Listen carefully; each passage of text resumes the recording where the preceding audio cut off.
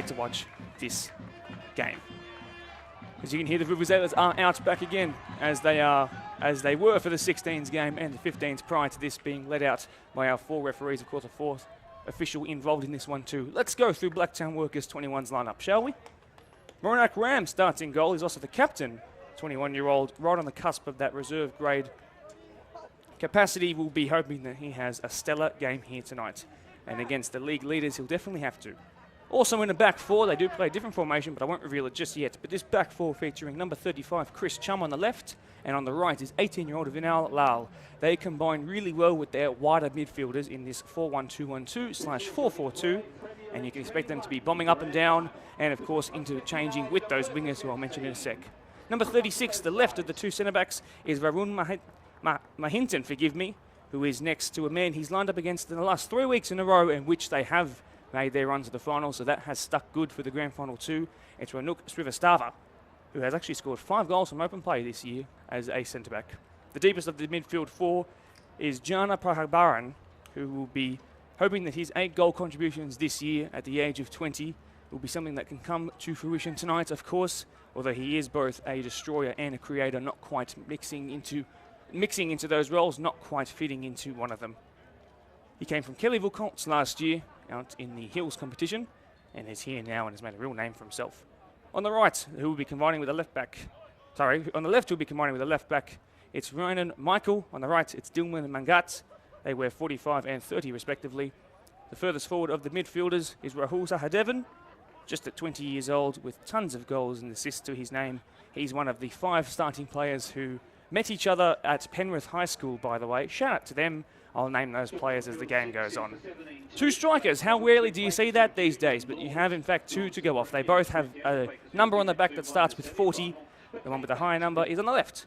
It is, in fact, Sahib Nijar, spelled Nijjar, with 10 goals, 5 assists. He is of Indian descent, and he has 46 on his back, does Sahib.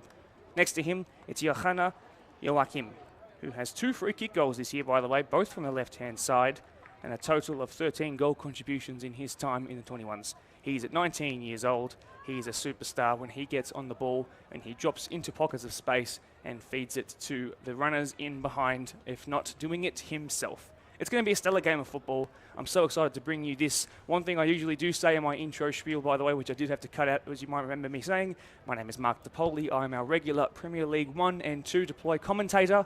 But today I get the privilege of covering the 21s in their most important game of the season, some 700 days after the last grand final that this competition was privileged enough to hold at this wonderful venue. We are back.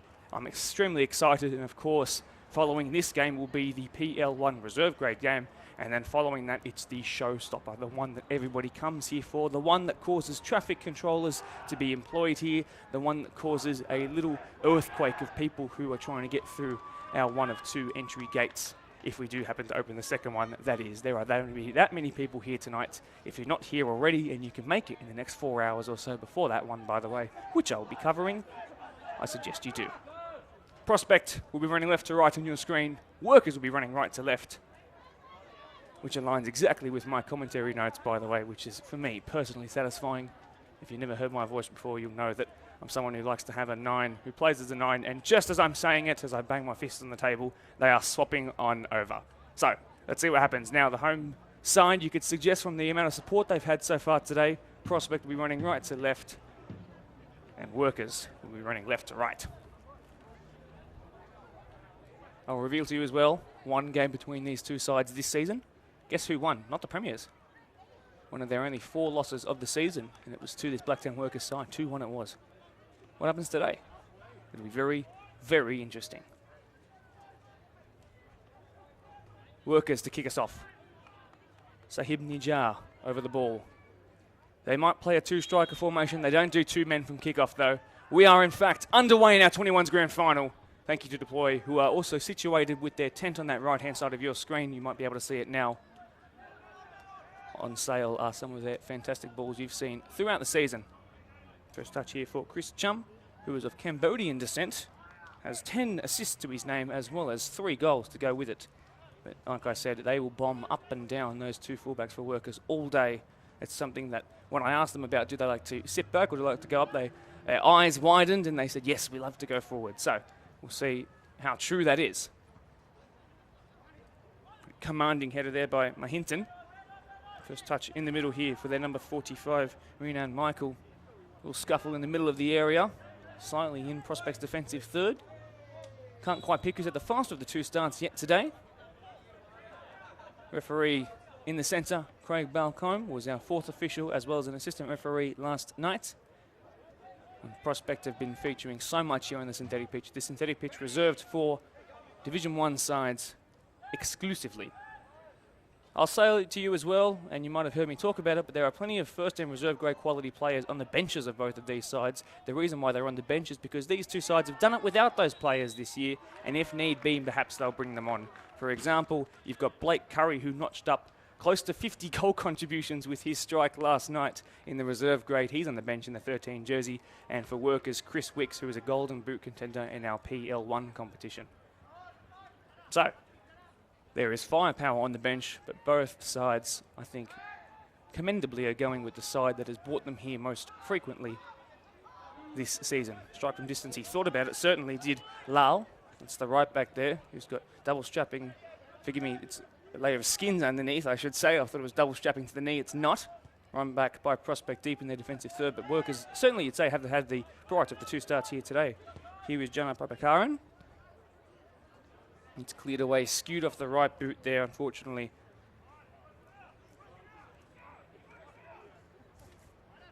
It looks like Luca Malvinini, forgive me, has made a late start in the 18 jersey for Prospect. That's on the right side of their defence.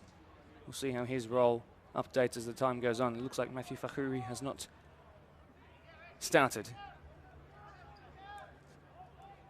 Luca Malavindi, a young lad himself as well, was on the bench last night. So I'm sure he'll be delighted to have a start here, but late change for Prospect. It's never a good thing, especially on grand final day.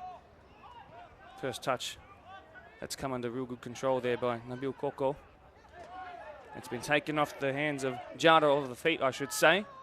It's been given back to his goalkeeper, who's cleared it unconvincingly. And that touch also unconvincingly by Eamon Helmy, who said he's the better of the two Helmy brothers. One back in the air there by Eamon, the younger of the two, by a couple of years. He's got a goal to his name. Less attacking on the fullbacks are Prospects, but you never know. One goal, maybe he'll make it two tonight. First real flash of dribbling here for Zachary Bloom. Wants to notch up double figures for goals tonight, I'm sure. With the long legs here of Nabil Koko, I'm sure that will cause all sorts of troubles, but in that moment he slipped over, lost his balance on a completely dry synthetic pitch. Missed out here by Cameron Herc, although a free kick's been called up, and Workers have stopped Prospect from even leaving their own half, perhaps even their own defensive third so far with any real kind of possession. It's been a really good press. Coming into this game, they have had the better of the form. They've also had to do it the hard way. Remember, they finished 5th in the table, meaning they had to win 3 games to get here. 3 games, 2 of which they had to come from behind. Their most recent one against Tigers, a 3-0 convincing win on neutral ground to get here. So they've done it the hard way. They've got minutes in the legs in recent weeks, and they've had the better of the stars here, taking their momentum into the pointy end of the season. Malcolm, our referee, says, take it.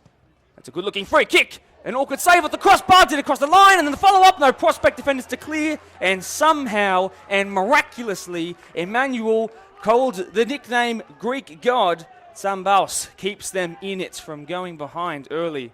But the 16-year-old, an incredibly young age to be a goalkeeper, probably the position in any sport, team or individual that requires the most composure and decisiveness, eventually came away with the ball. But heart and mouth moment for the many Prospect fans around here. I will say, Blacktown Workers, by the way, you have shown up in numbers, in incredible numbers, particularly underneath where we are situated with the camera and myself. On that far side, there was more where the Prospect fans have stayed about. Good dribbling there by Josh Franco. Tries to clip it towards Kolko. It didn't happen. You can identify the number 27 from Blacktown Workers by the white skins underneath.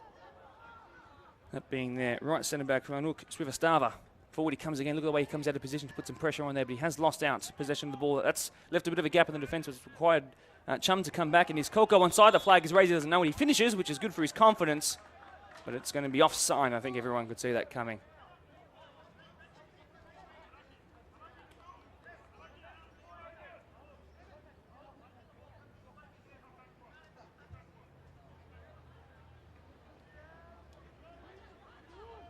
The entire Blacktown Workers first grade side, and a lot of their reserves too, seems to be here. Look at the pace in behind here of Johanna Joachim. Nickname Nani, by the way. Not quite Lewis. Said slightly differently, and for a nickname given for different reasons, of course.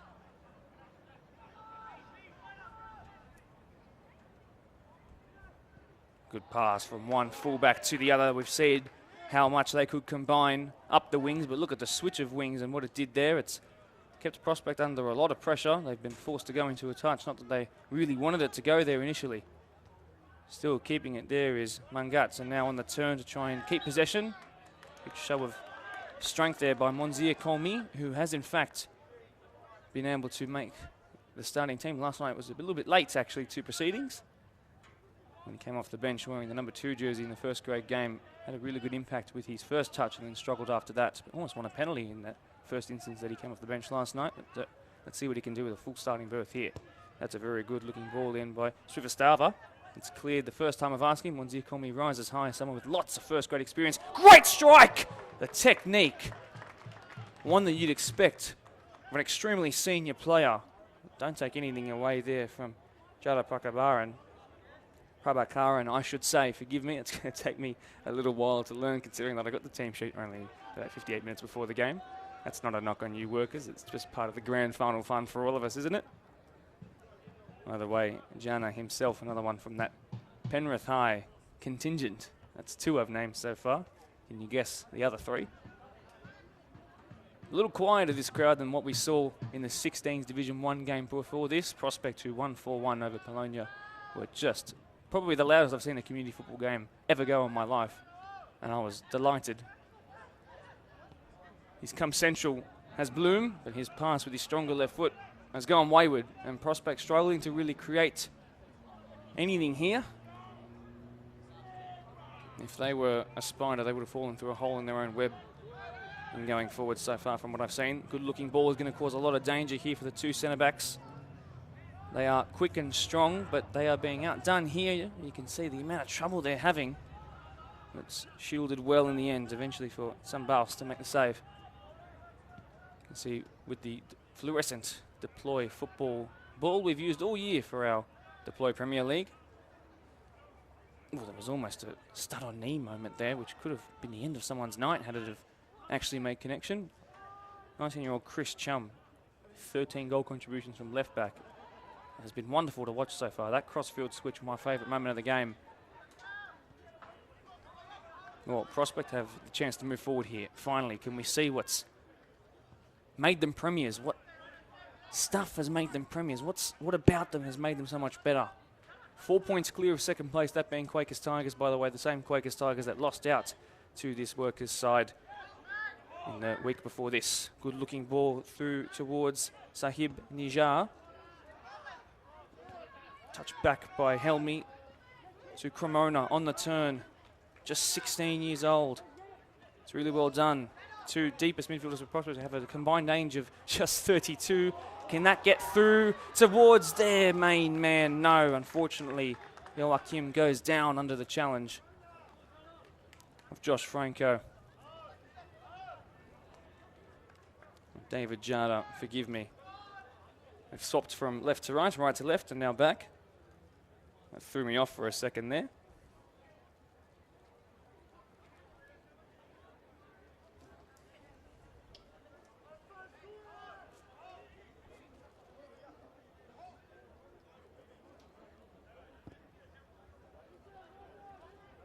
Goal kick well past the halfway line, flicked on. Prospect trying to find the first time that they're going to move into the attacking third of their pitch. Hasn't happened yet. 10 minutes on the dot into the game. Monzir Kolmi, he's someone that can do it himself or find the pass that will enter the attacking third. Koko was dropped back here. Under pressure a little bit was Herc. Cooper did well and they've moved away with it. Prospect, this is much better.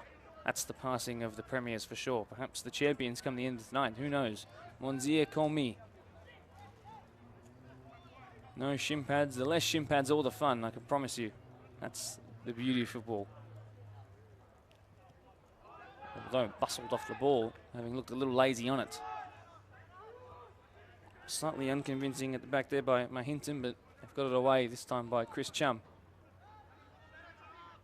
Herc, this is much better by Prospect. Now they've really worked themselves into the game. It's taken 10 minutes and it almost cost them a goal, perhaps even 2. They're looking much better for it. Forward there by Jara. Forward comes Cremona. Outside of the right-footed pass to Koko. Has asked a lot of him, but off his chest, he's got a lot of pace to burn. I'm sure we'll see that at some point throughout the next 90 minutes, where it'll cause a seriously huge chance for him to score. But until then, we wait. In by the stronger left foot. Nobody in there to attack that except for the defender who clears. And it may be a strike there by Helmi, who's come right out of left back to have it. And then a strike from distance is not going to cause too much trouble for the captain, Ronak Ram. He was involved in a penalty shootout win 2 weeks ago against Bologna. He saved one. A couple of them went over the bar, but I was told he went absolutely the right way, so I'm going to count that as 3 saves for you, Ronak. Easy divot past his man, some good interplay here, but they can't combine on this near side of the pitch, and it goes out. A bit of wasted territory there. That'll bug them a little bit, I'm sure.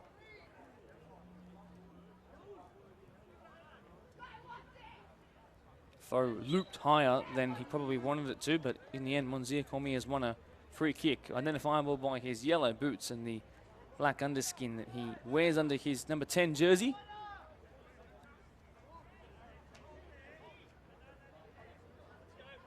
So, Cremona, he says he's got 20 assists this year. What's he like from the dead ball? Very good looking floating ball. An easy save on the chest for Ram.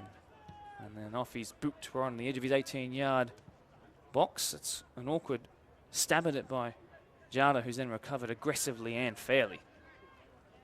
Touch out wide for Renan Michael. I should say Renan, not Renan, forgive me, as it's head back towards that man, Renan Michael.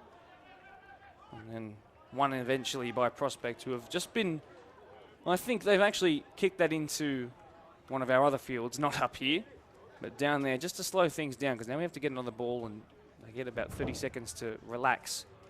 But they have been a little bit under the pump for the first 15 minutes or so.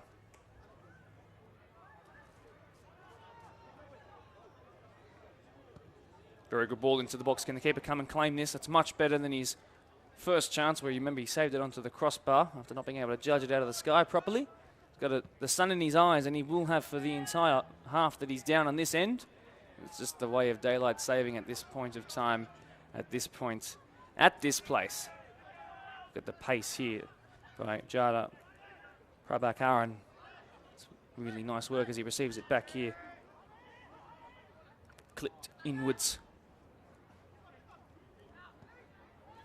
You can see the way Rahul Sahadevan went from on the wider areas to come central, has their natural number 10, and that's a really good looking ball towards Zach Bloom. He's going to try it from an awkward angle, and it went wayward, well wayward. But the first real shot from open play for Prospect, and I think they're going to prosper from it. It's going to do wonderful things to the confidence, I think.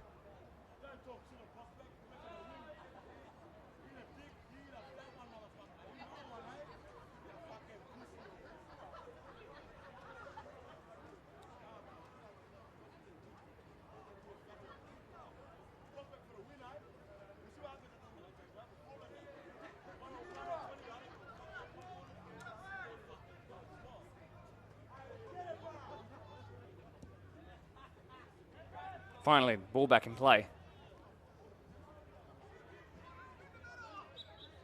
A free kick in a position where Cremona's run straight over to it. Reminder, he wears the 8 on his back. And that first set piece that happened right under our noses about 5 minutes ago. Can he recreate the floating technique that he had on that? If he does and puts a little less oomph behind it, he might just land it on the nose of one of his taller prospect attackers. Although not inclined to push too many forward, perhaps now David Jana coming forward, the 19-year-old. Now he's the one that they're absolutely going to aim at. No one's coming anywhere near him. If he gets up high, he does get high, but it's been cleared just a little short of him, unfortunately. He's now got to bundle back into position. Helmy recovers well. And that touch, though, has really disadvantaged them, and that's an even better touch there by Dilman Mangat. How's his cross? And that ball went out before it stayed in. Junior, number 11, Shane Carroll, in 17-2's grand final. That's Breakers Hill Junior 1 over Lords 0.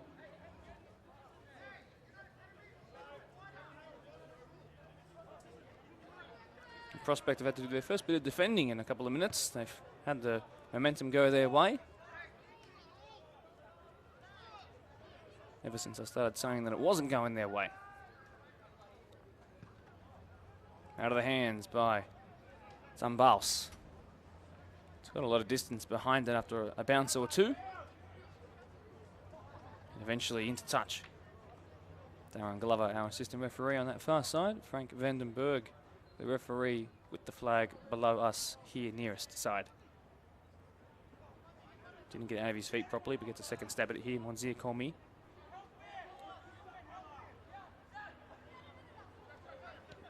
Inwards towards Cremona. Decent technique on the pass, but misdirected in the end.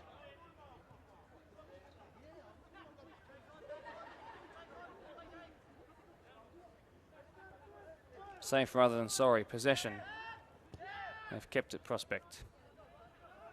Very good switch of play. Very, very good switch of play. Malavindi is there, but I don't think he's actually touched the ball all too much. Has Luca, but that throw in perhaps will settle his nerves. A late inclusion to the starting 11. Clearance, more than a pass. Off balance, certainly.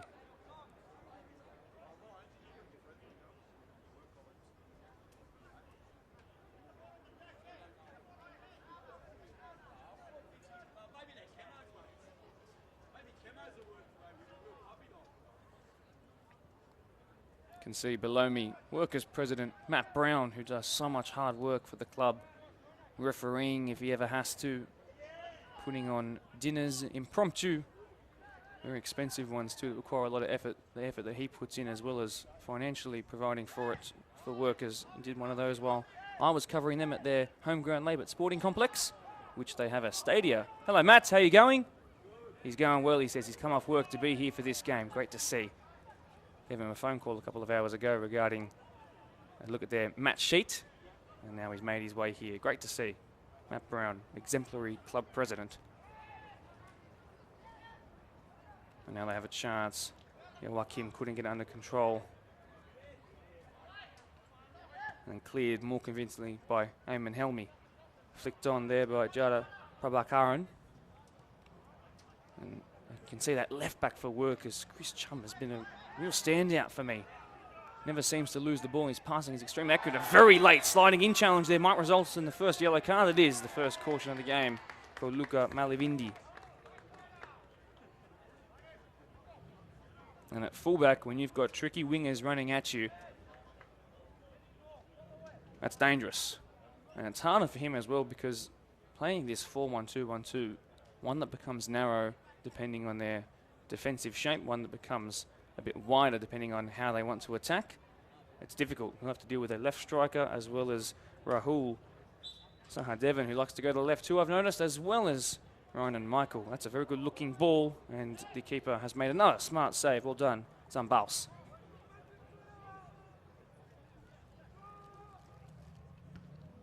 Out of the hands, well past the halfway line, but more hit and hope than anything. Under control there by Srivastava. One back by Prospect in a relatively dangerous area. They can't quite find the ball out of it after it came out of the sky. Could Gianna? Now into the box. Decent whip on it, but too much power in the end, and it bounced out before it came to anyone's feet.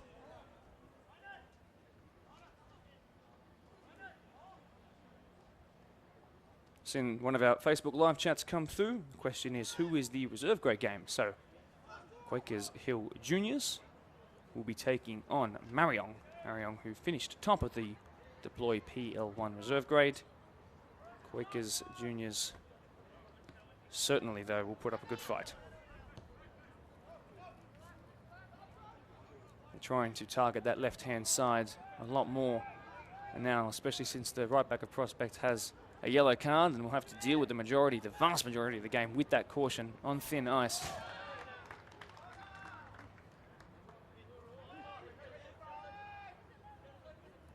Throw in by Lal in the direction there of Rahul Sahadevan. Has the touch by Sahib.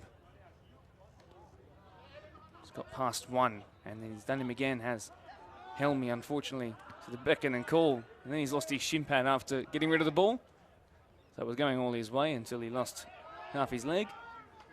There's a real good chance for Cockle to come forward here. Can he put through his man? And the strike and the deflection, will it trickle in? No. Wide on the right-hand side towards that Omnia sign. Very, very close. The closest anyone's come since that crossbar was hit off that deflection. Danger signs. Danger signs. Wearing about a little brighter now for Workers, because Prospect are working themselves back into this, absolutely. Aiden Galea with the strike there that came so close.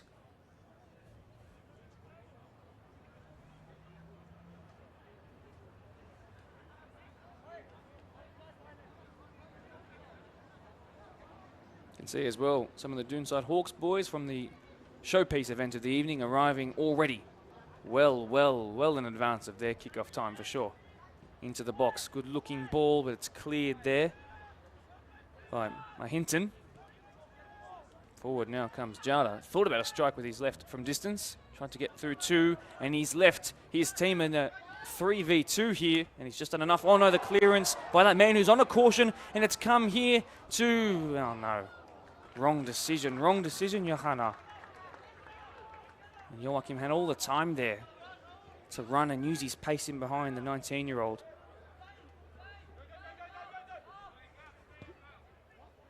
Throwing a ball over the top and in behind. Workers don't really communicate all too well. Colmy will capitalise, but did he keep it in? No, is the answer. Throw in against them, it will be.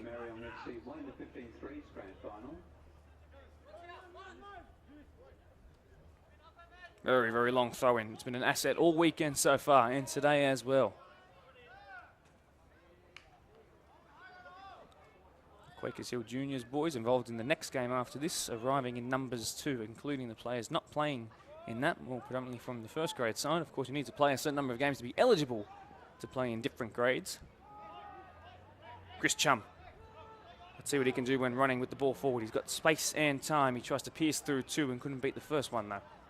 Recovered here really well by Workers, whose midfield numerical advantage has worked a treat when attacking, that's for sure. A free kick called, while Workers might have asked for an advantage there as Rahul Sahadevan was running through, but perhaps it might have eluded him. So they have a strike from this set piece coming up, and perhaps they can recreate what they did when they did hit that crossbar. Remember that Sampaus had trouble dealing with it. This one's slightly closer, not by much. Can they steer it on target though? Standing over it, the man in the number 40 jersey. Joachim. Two-man wall to compete with. 16-year-old goalkeeper for Prospect, backing himself. A three-man wall it now becomes. They need to be making sure that they follow this in. It's Joachim from distance. That's looking good. It's looking good. It was much closer than before, and that's saying something. Set-piece specialist with 2 free kick goals this year. That almost became 3 in the most important game of the season.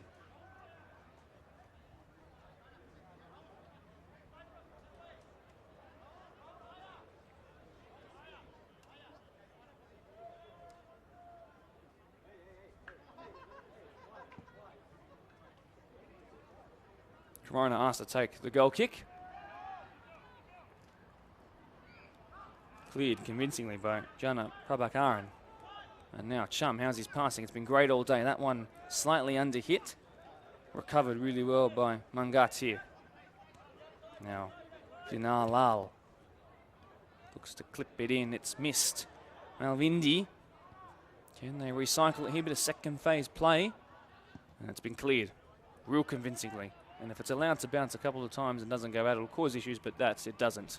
Out it goes.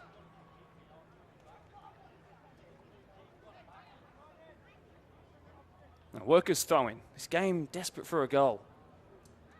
I think it would really lift the spirits of the very, very strong crowd here. I reckon it's bordering around 500 already in the hottest part of the day.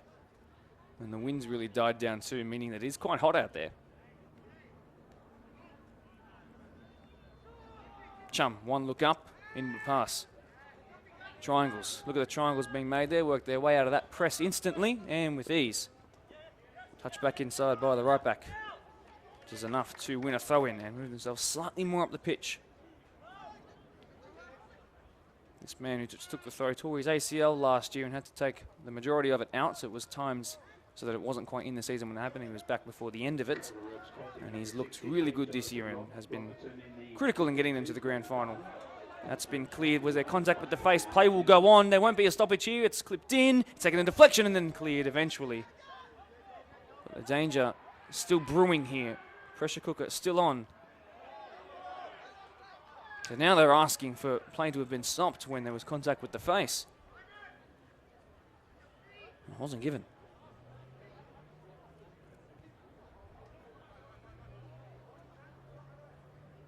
Long throw by Eamon Helmy.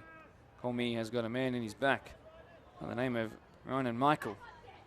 Monzier, still Monzier. Helmy tries to keep it in but can't. He's run out of space a number of times on this near side and it must be frustrating for him.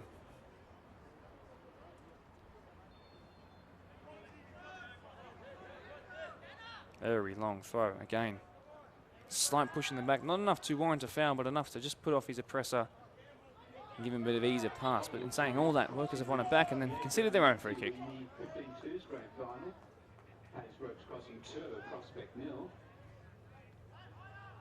So while the crowd is larger numerically than the game we had prior to this, which of course you can go watch on our YouTube page in a couple of weeks, but on our Facebook page, if you scroll down off of this one, I suggest you don't click off this one though, because it's live.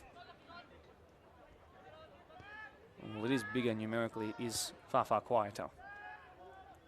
Prospects resting their vocal cords for another time, perhaps. One back in a real dangerous area. And forward come Workers again. It's Rahul Sahadevan. His back is to goal, though he's forced to play away from goal, and it's halted their momentum a little, unfortunately.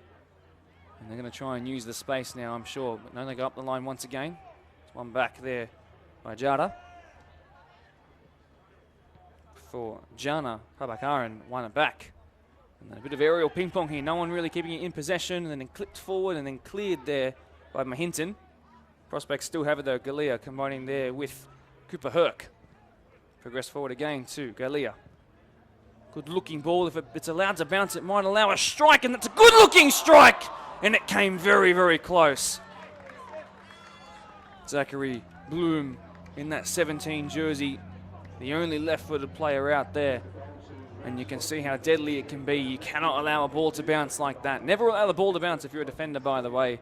Whether you've been playing football for 20 years or you've just picked it up 20 seconds ago, the rule you need to know that is sitting at number 1 for a defender. Never let it bounce, ever.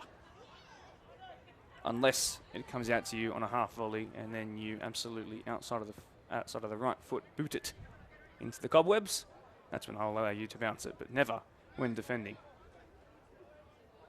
Cormy picks it up again. Was it enough to warrant a foul? No, it wasn't. Wide go Workers. Through by Dilman Mangatz, but way too strong and quick was Jana, but still forced to put it into touch though.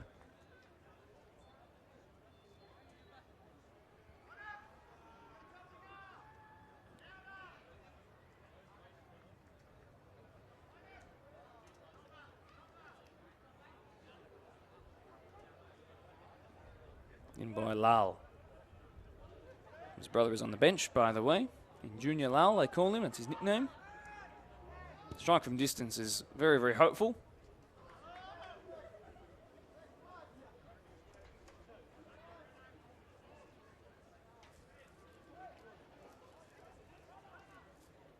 Well, on the stroke of the 1/3 mark of the game, crossbar hits and close calls. The crowd have been lifted off their seats a number of times, but not because of a goal, but because of coming close. You need to come to find a goal soon, I think. It would do wonders for the atmosphere here, I think.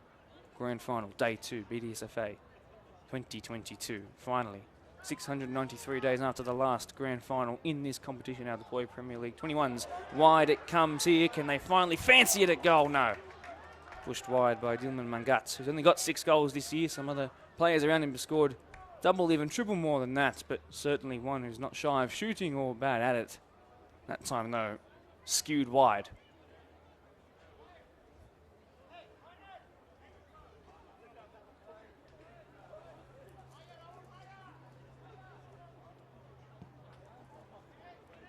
Goal kick this time by Emmanuel Tambaus. Kolko drops deep, tries to turn provider this time. The man who came closest so far tries on his right boot. Really smart save with very decent technique on that by Ronak Ram. Off of his right peg, that goes to Cremona Rose. It's missed his head, and Jada struggled to get under control. He struggled a couple of times. That'll warrant a second yellow card for a defensive player of Prospect. And he had to give it away there because, unfortunately for him, Joachim was through. The workers coach, by the way, Amrit Pal Singh, they call him Amrit for short, came off of a plane from Brisbane to then drop his son home and then have the 20-minute drive from there to here, and was just able to make it about 35 minutes before kickoff, which was then delayed a little bit more, which helped him get that final team talk and tactics chat in. With the left-footed Chris Chum standing over this. It's about 25 yards from goal. It's one right for a left footer. A 3-man wall asked of again by Emmanuel Tampaus. Galia Helmi Promona standing in it. What about Chris Chum? Can he do it? Chris Chum, it would bring this place into raptures. It didn't happen.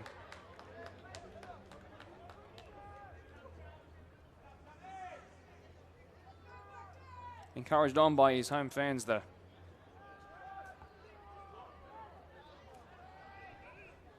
Around the grounds, there are some irregular, unique viewers to our games tonight who look up awkwardly at our commentary box, make eye contact with me, and then as I wave, they kind of turn away. So, in saying all of that, as awkward as it is, it's great to see so many people here supporting their team. Driving forward is Chris Chum, who then goes down under the challenge. It shouldn't be a penalty. It's not. And then cleared forcibly there by Josh Franco. Pushed inside.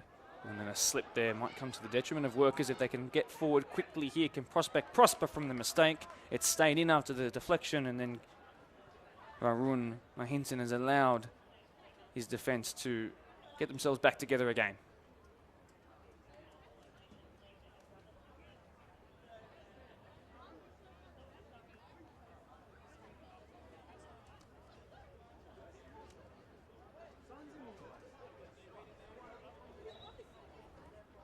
So in to come and expect it to be long.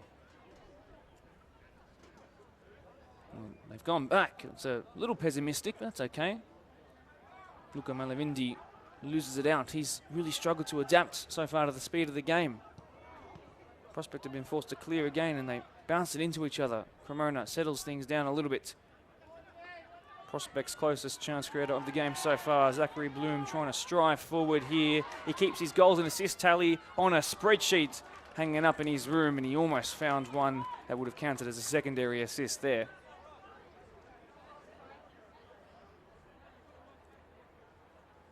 More Doonside players, as you can see where that ball is now, arriving here early. They have formed a little blockade on those far left seats down there. You can see their maroon, Manly Sea Eagle-like colours. So an in-swinging corner to come for Prospect. And with just over 10 to go in regular time for this first half, a goal would really change things here. In-swinger, in it comes towards the front post and flicked on, but away from goal by, I do believe, Colmy, who then tries again, does the corner kick taker and went for glory and found the side netting.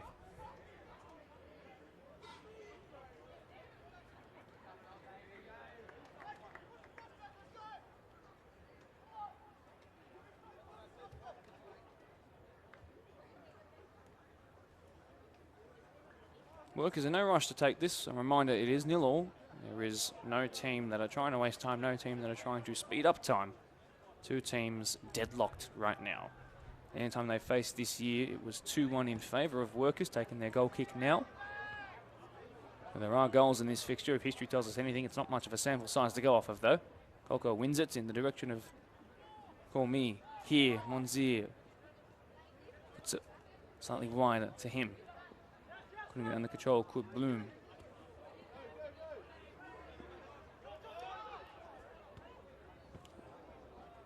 Joachim tried to find his 10 running in behind like a second striker, Rahul Sahadevan. It's won a throw. They've kept their territory. If they kept their momentum with this attacking move, it's going to be clipped in, and it didn't even move further than 2 meters before being forced back. That's a very poor pass. And then the ball in behind was attempted. It didn't happen, though, towards Coco. Right on the halfway line, there is a slight touch of the hand. Not sure if anyone else saw that besides me. Perhaps I'm saying it wrong. Jada, who's on a yellow card, by the way, is forced to clear. He's had far more clearances to make than his cousin next to him, the other centre-back, Franco. And one back by Chum. He's made an inverted left-back run. It's a strike towards goal. Slightly awkward pick-up and an invited pressure on there by Mangat. Eventually, the young keeper gets rid of it and tries to launch this here. And look what it's done by playing that so quickly out of the hands. A nervy moment might result in a goal. A little flick there, and it's brought the crowds to raise their volume just a little bit. But now the defenders are coming back, and it's asked a lot here. But the strike from distance, it ended up being a pass more than anything. It results in a strike at goal. It results in a job for the ball boy.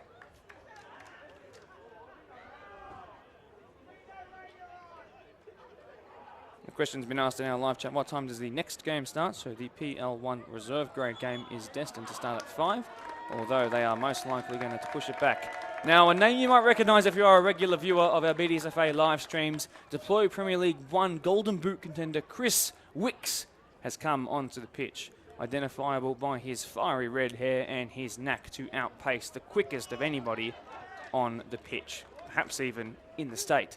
He is absolutely rapid. Put him in behind, you're getting a goal. All will be revealed in our Golden Boot race in a couple of weeks to come. It's going to be a surprise until our Premier League presentation nights. Cremona clears it directly upwards.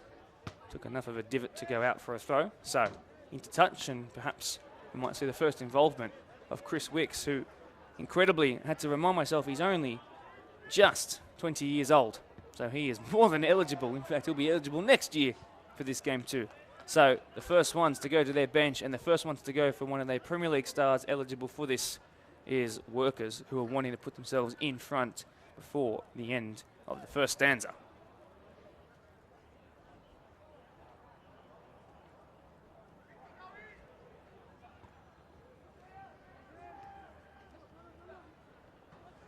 Well done there by Monzier Cormi.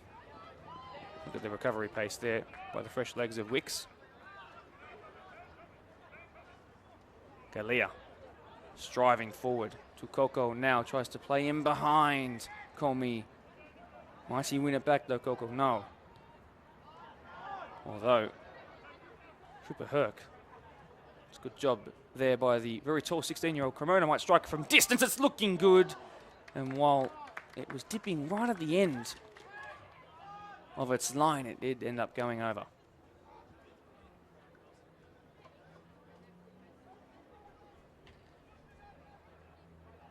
You can see as well that the first grade co-commentator, who I can reveal will be Blacktown Spartans first grade women's coach, Brad Attard, who is someone who has grown up and you could say has been born and bred in the BDSFA. Remained here his whole footballing life as a player and a coach in a couple of different facets. Watching along here, seeing what he can pick up, perhaps listening to a couple of my mannerisms and seeing when I tend to have breaks in what I say, and we'll see how much extra he can add tonight. I can warn you it's going to be a lot of good things. His insight is wonderful. Back to what's happening here.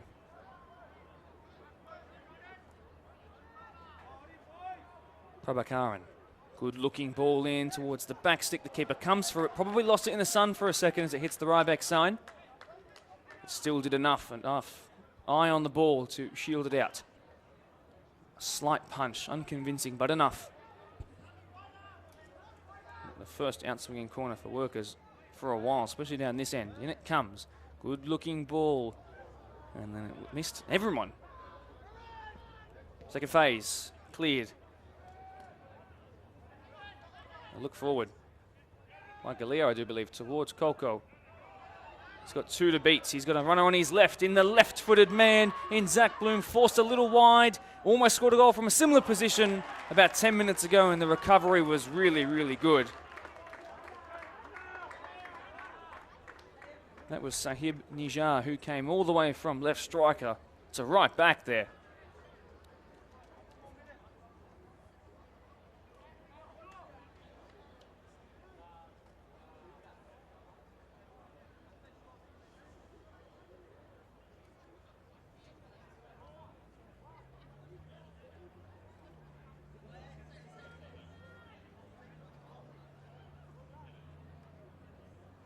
So from one corner down one end, an outswinger to an inswinger here now. Cremona over it. Similar ball to last time. The keeper's come to punch it, and somehow, just a goal kick. Well, that's a moment where the captain of Workers 21 side will have to look at himself and say, I cannot afford to do that again. That was lucky I've come away with it there. 42 minutes gone by. No goal scorers. Crossbar hit though. Bums off of seats. Moments aplenty, but none where we can put one on the scoreboard.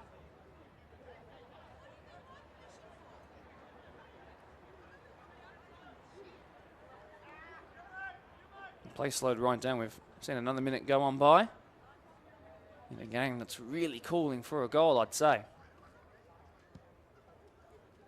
Goal kick taken. One by Sahib.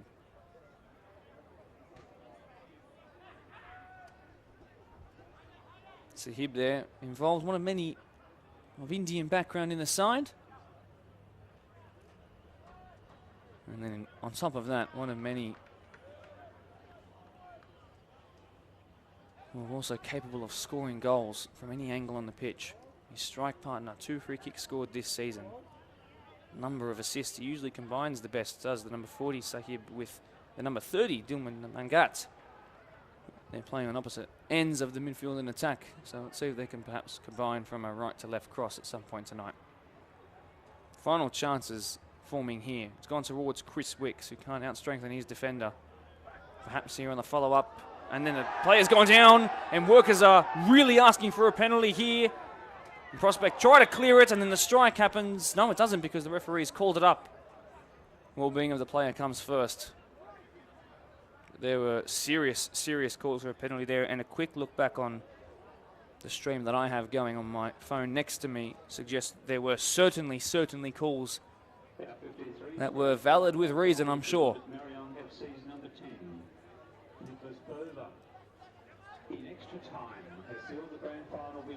Yuhana Nani Joachim has stayed down here.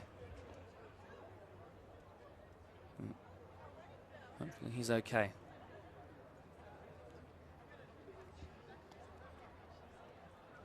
You'll have to forgive me, it's Sahib who I was just rambling on about for his good work and his ability to be that utility player for the side, and he's back to his feet after a tackle where the defender's eyes were not on him at all. He came off by far second best. He came off third best in a 2-man collision, if that's even possible. In the general direction of Joachim Cremona, who's been instrumental so far in masterminding the pulling of the strings in the midfield for Prospect, particularly from the 10th minute onwards, where they've looked a whole lot better, and this game's been a whole lot more even. But both sides quite clearly a little hesitant to push too many numbers forward. They're relying on individual brilliance from their attackers. I'd say the Prospect a little more refrained in what they do. Workers a little more happy to push numbers forward, but they are looking also quicker in transition. In saying all of that, it's very even. One in the air, but still in sort of central direction. That's a scuffed clearance, but Monzi Komi has been blessed from his defence and recovering that. It's pushed forward. Helmy does well. Quote unquote the better of the two brothers, despite being 2 years junior. He's lost out there though, the commentator's curse. Flicked on by Nijar. Still Sahib Nijar, who then goes inside onto his left-hand side, tries it from distance, doesn't quite get the power behind it that he needed. Another shot on target though. Referee looking towards his whistle. He might call it straight away for half-time. Right as we tick on past it, just 32 seconds of added on time, and we are deadlocked at the break. So your Premier's prospect in the Deploy Premier League 21s, as well as the 5th place and finals qualifying team, Blacktown Workers, not separated by anything here, despite the 7-point gap on the table come the end of the regular season. Don't go anywhere though, keep your stream on. In about 12 minutes from now, I'll be back to give a little bit of a preview and chat about what's going to happen in the second half. But until then, we'll see you soon.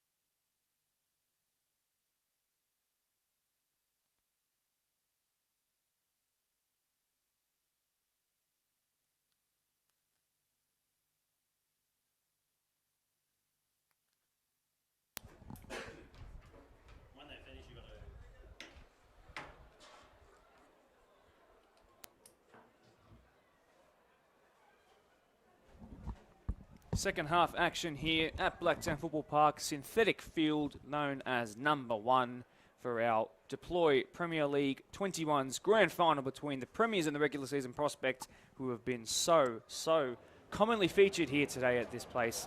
And of course Blacktown Workers here in numbers supporting their boys who have made it the furthest of any of the 3 grades that they have at Premier League level. Speaking of the Deploy Premier League, I'm joined by a certain Andrew Head and Kurt Johnson from Deploy, who are here to chat with me for a little bit of this second half about a little bit about what they do and what Deploy does and the relationship that we have, the great relationship that we have between the BDSFA and Deploy. So boys, first and foremost, thanks so much for joining me here for a little bit of this second half, especially before we kick off again. Kurt, the microphone is in your right hand now, so I may as well ask you first. You've been involved in our sharpshooter shootout challenges in the pre-season, which has allowed $500 vouchers to go to the winning team based on those points as to where they hit it on the goal. Your relationship with me and us being here is very good, and I trust Deploy and all they do. So tell me, though, before my time when Deploy was around, how did that relationship begin? Who contacted who, and how many years has it been?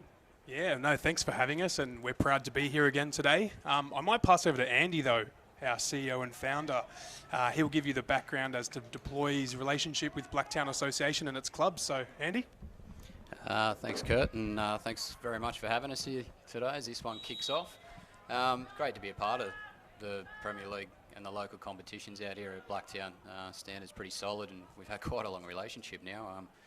I think we kicked off early days with your Park Lee, Glenwoods and Newberries, and they've stuck with us for quite a while now, and then others have come on board over the time.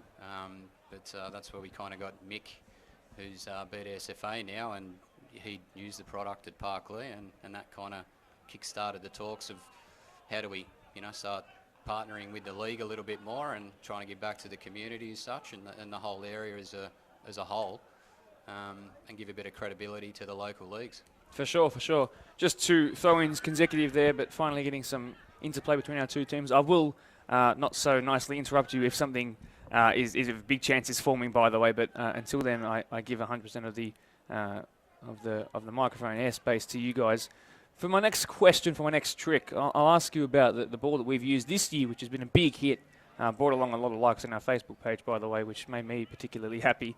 How did that design come about, this fluorescent yellow, as a ball towards Blake Curry? It's going to be offside for the man who's got 50 goal contributions as of last night off of the bench to try and match that quality that Chris Wicks brought when he was subbed on late in that first half as well. So a change, by the way, for Prospect. But back to what we're talking about here, this ball that we're seeing here now in control with workers. How long did it take to design? How do you design it? What's that process like? And is it one of your favourites that you make, by the way? Yeah, it's a good question, and I'll let Kurt have some airtime on this one too after I just come up. I think a lot of it we listen to feedback, to be fair. What comes back to us each year around the grounds from coaches, players, from any grade, to be honest, right through the grassroots. And the fluorescent ball, I suppose, came up with night games. It needed to be more visible than what the white or the other colours suggested. So it was all right, how do we come up with a design? And guys like Kurt and the graphics crew in our office do the job from there. Yeah, what we do is we conceptualise 7 or 8 balls each time. We put, like I said, 7 or 8 designs up on the board. We have a vote internally at the office. We also externally ask some of our members and our customers, which designs we like, and we came up with the Stealth this year. Deploy has a bit of an army theme to it. Stealth has a camo theme, and Stealth being the name, like a stealth fighter jet. So that's how we came up with the Stealth this year. Excellent stuff. Well, I know that when the first time I saw it, it was pulled out of a plastic bag. It was flat, of course, because to save space in the box that it comes in. But when I did see it get pulled out of that little plastic container that it was in, or the little plastic bag, I was pleasantly surprised, and even more so when I could see the full thing blown up to its capacity. And I think, we didn't have any issues. We didn't have any, no one looked at it and thought, okay, that's a bit risque, for example. We looked at it and we thought that's going to be very visible at any time of night on any ground.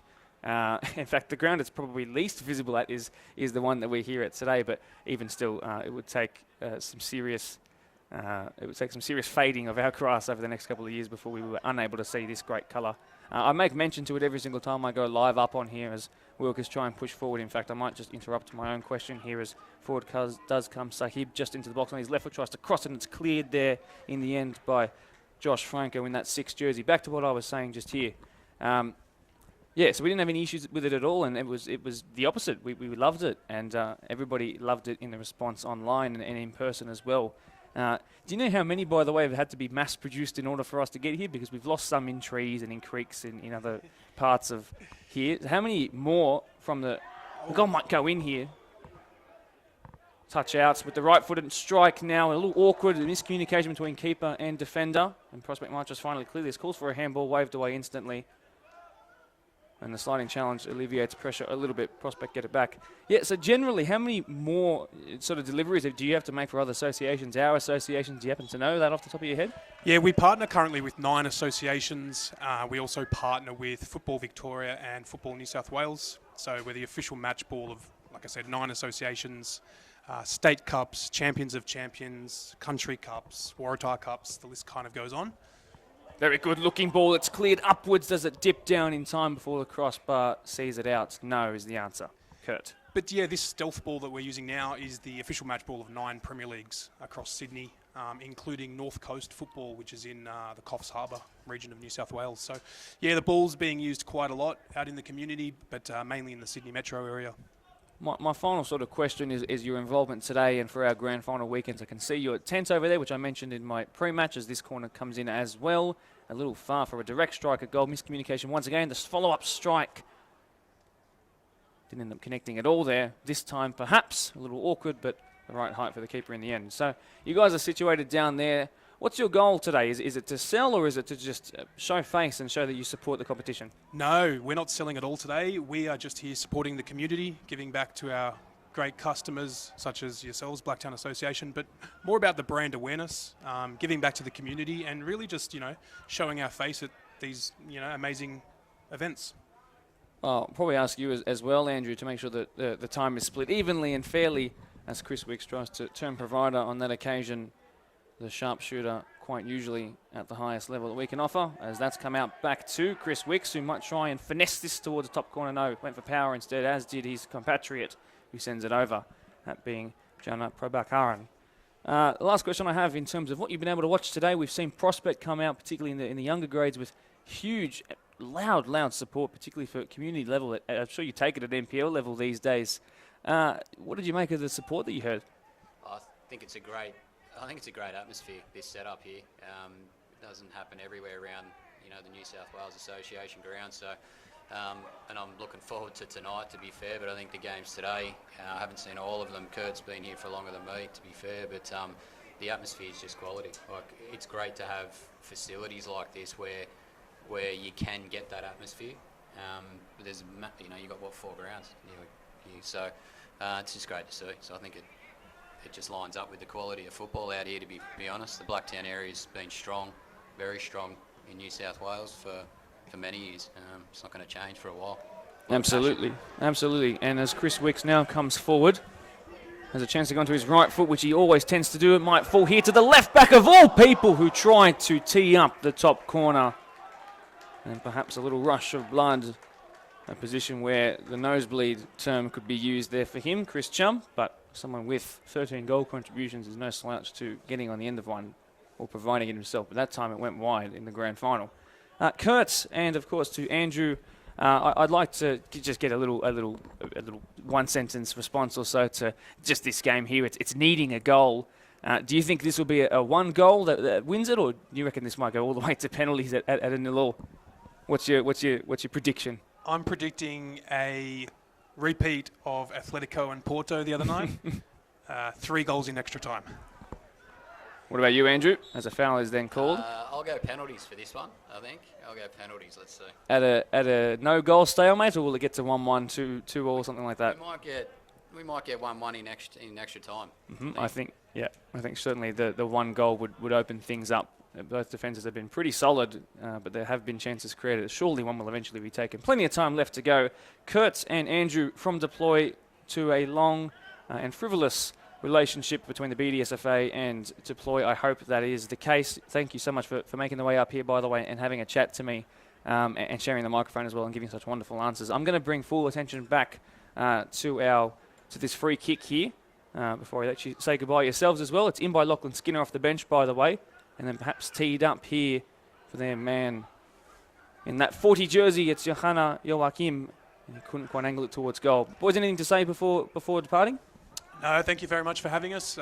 Good luck to everyone playing in their grand finals today, tomorrow, and next weekend. Of course, and we'll see you here tomorrow as well. Excellent. And from me, thanks for all the support from BDSFA and all the clubs as well on board. And Mark, I think what you're doing with the commentary has been great, so congrats to yourself. I appreciate that. I'm sure you didn't hear my voice crack early in the reserve grade game last night, so I'm glad that you didn't hear that, and we've been pretty good here today as well, so yeah, touch wood, it remains that way.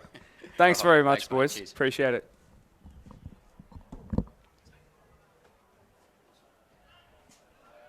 We're back in play finally. You're just going to hear me for the rest of the game, so if you were feeling happy and about the change up in tones, it's back to just one.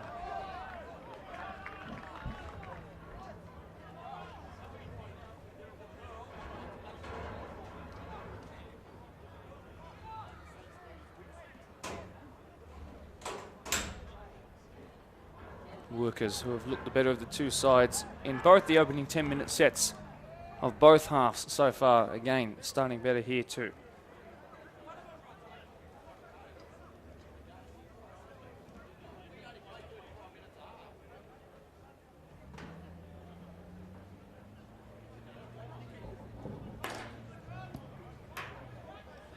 Prospects goal kick. Chris Wicks wins that. Workers with all the pressure on so far. Wide that goes to Johanna Joachim. Little back heel, little glimpse of what his flair can do. A good chance being created by the man who came so close before and almost fell to Chris Wicks on the follow-up. Oh, it's a strike. It's going out for a throw. And you can hear how unhappy Workers are, but at the same time, knowing that the vibe is building towards a goal on their end, I think. That's what seems to be the attitude around the ground so far. Workers are coming closer and closer. Prospect, the Premiers need to find something here. They surely can't have within 24 hours 3 grand final losses from the same squad of players, some of which have come back here today to try and make amends for what happened last night. 10 goals conceded, 3 scored, not in their favour, as you might have been able to guess. In comes that throw. It's cleared there by their marauding centre back, Ian David Jada. Back and forth in possession here, as both try to get it under control. And now first involvement here off the bench for Nikola Rimac of Croatian background. He was so good last night. His yellow boots to Monzi Kolmi, who also shares the same coloured boots, and they couldn't combine. Look over the shoulder, step over, then exiting back to the right. Prospective going to the bench to try and put some pressure on in their attack. Here is Nabil Kolko, and then Monzir Kolmi gets past 2. Can he beat the keeper? No. Really good, decisive work by Ronak Ram. Cleared off of his right boot in the direction generally of Dilman Mangat and also Chris Wicks. Wicks in that 12 jersey. He's going to find this to him now. A little handball that's going to be called up straight away. Good spot by the referee.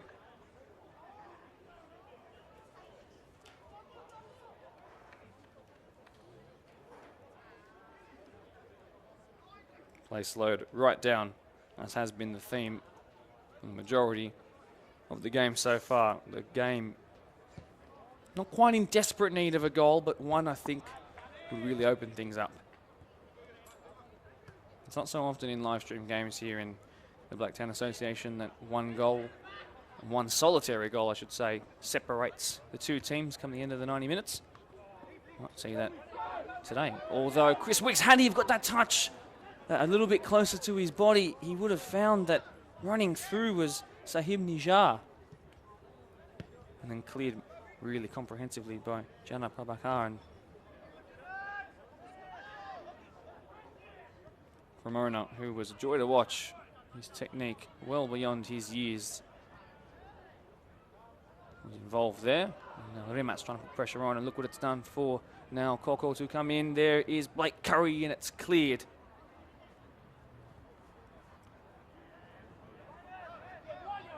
It's still in play though. And then a free kick's been called. There's actually an extra ball on the field here, which might also be kicked into touch, as it is here by Chris Chum, who's of Cambodian descent. It's the first time I've said that about a player's background in my time here. It's fantastic to add another one to the list.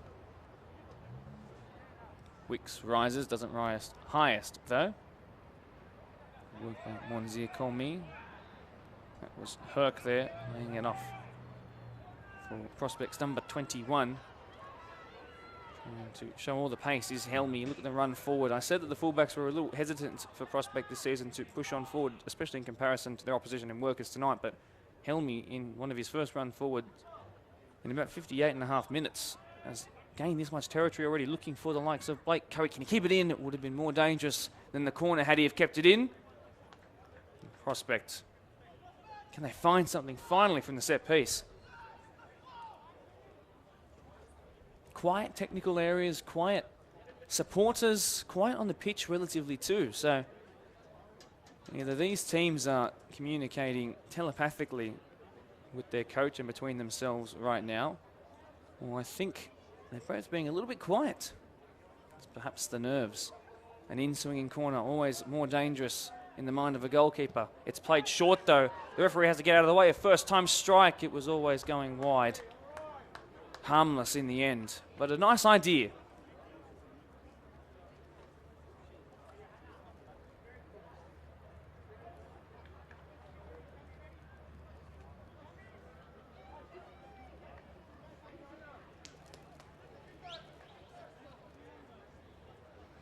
To my right, the Ponds boys arriving, the premiers, the best team in the regular season that we can offer in the BDSFA of all 789, finishing first in our best league. They're starting to arrive in numbers now too. So Doonside have arrived to our left, Ponds to our right, and in the middle, in approximately 3 hours time or so, you're going to have a cracker of a game. For more reasons than just football, so don't miss out your Saturday night's finals frenzy, day 2 of the BDSFA Grand Final weekend games.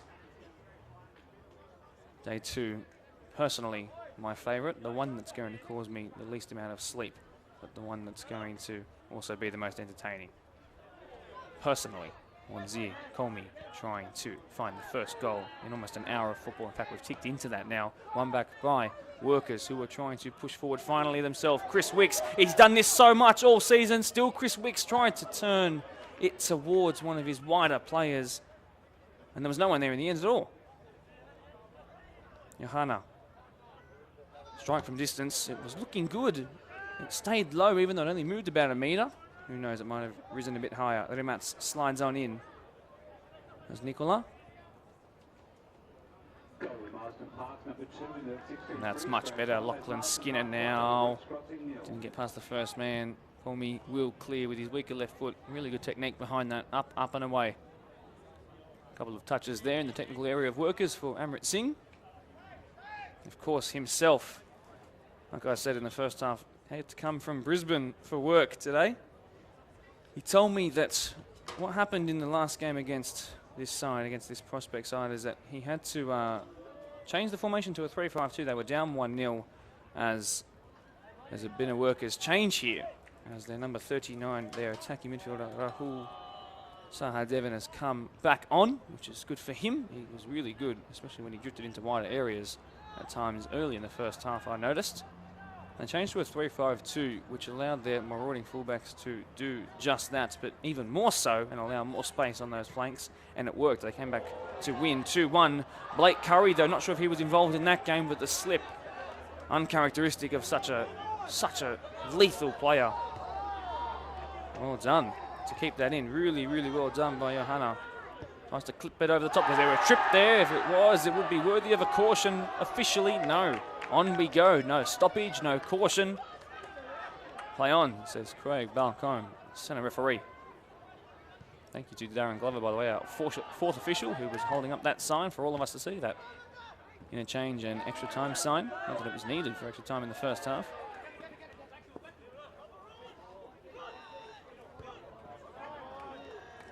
Srivastara, and then giving it to Jana Babakaran, and then the offside flag raised, and he was coming so close there a few times in a couple of minutes.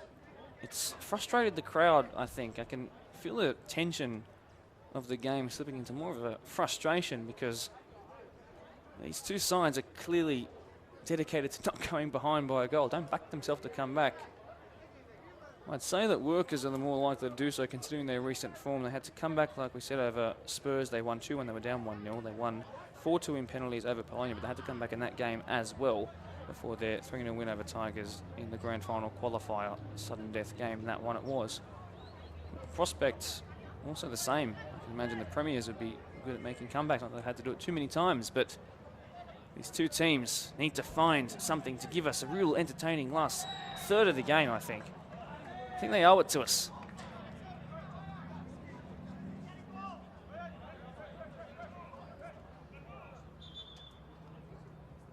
Crowd building more and more as Quakers juniors as well as Mariong supporters are now making their way to the ground. Off comes Nabil Koko, who recently just bought his own whitewashed with black rims G-Wagon, by the way, which is fantastic considering the kid is 17 years old. He's second year at the club. He tried to drop in at times today to find pockets of space and play his wingers, as he's so accustomed to doing, but hasn't been able to find that kind of space today. He is subbed off. His replacement in that 16 jersey, by the way, a certain Adam Helmy, 2 years the senior of his brother at left back, Eamon, scored a couple of times this season. It would be really appreciated, I'm sure, by his side if he could do it here tonight. Goal scorers in all sorts of positions for both sides here. There's no players who are really sitting there going, "Oh, I haven't scored in 8 years," like we talked about last night with a certain Zedric Catley Bond. So those Eastern Creek boys are still enjoying their celebrations. I wonder if we'll get them back here by tonight. Ball back in play. Chris Chum involved in trying to push Workers forward. That's something I've said a couple of times, feel like a broken record. And Chris Wicks would have been through if the pass by Rahul Sahadevan was more accurate. 13 assists this year. He's used to finding the ball to his strikers' feet before they finish, and That there, though, was an example of that. Free kick given away, it's much to the pleasure of Chris Chum and his workers' side. Will adjust his socks before making his way back to his feet. Standing over initially was the 20-year-old who came here from Kellyville Colts last year. Another one of the Penrith High contingent, and Jana Papakaran. He's left it here, though, for Varun Hinton. He's got 1 goal this year. This is more of an assist, perhaps. Was there a call for handball? Not at all. And Rahul thinks about it, and it's been blocked before the shot could even really get any power behind it. Look at this, forward by Roanoke's River Star. He had a bit of a stint on the bench and has come back on. And then the touch, unfortunately, by Duman Mangat. Wayward. So another change to be made. Number 21 for Prospect coming off. That's Eamon Helmy. So while his brother comes on, only a short stint on. And forgive me, they've got the colours round the wrong way. So it's in fact the man who's on a yellow card, by the way, Luca Malavindi, who's coming off. So I believe it will be the younger brother who does come back on. I believe I can also see the number 8 of Cremona back on. Or am I seeing things? I am seeing things. It's the number 5. It's Jesse Bingham at 17 years old.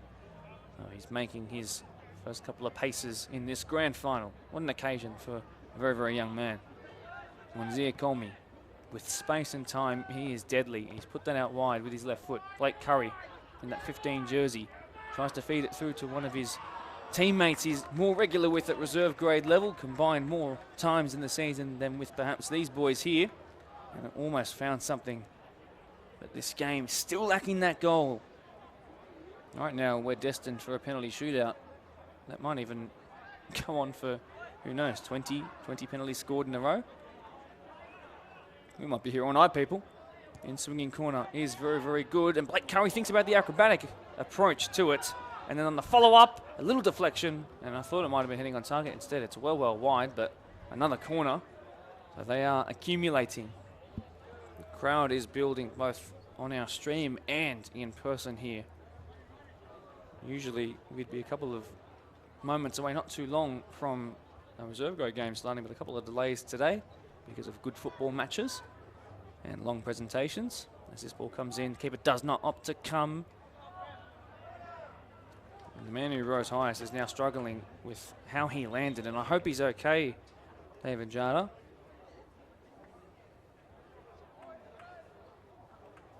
He's been aided by a hamstring stretch by his teammate, so hopefully it's not because of a soft contact injury along with the ground. Well, technically that would be hard contact, forgive me, but that would be a landing injury. But no, it's just a hamstring that's being stretched, so hopefully it's just a cramp. But I'd initially thought it was something way worse than that. Cramps obviously extremely painful, but 110% you can recover from every cramp.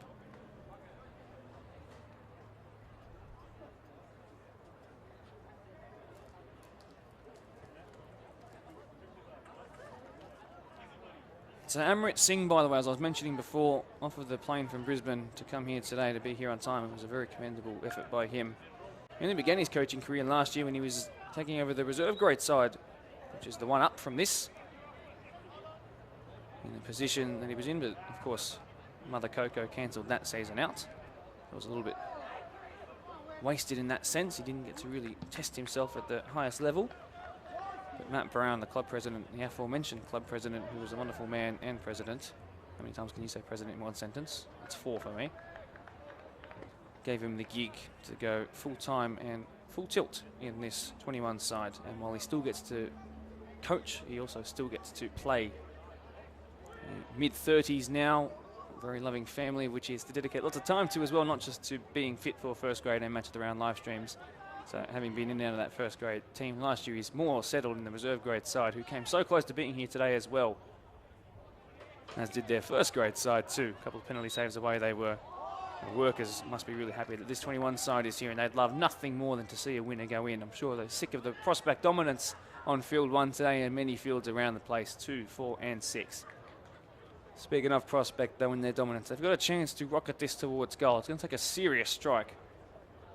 A real serious strike.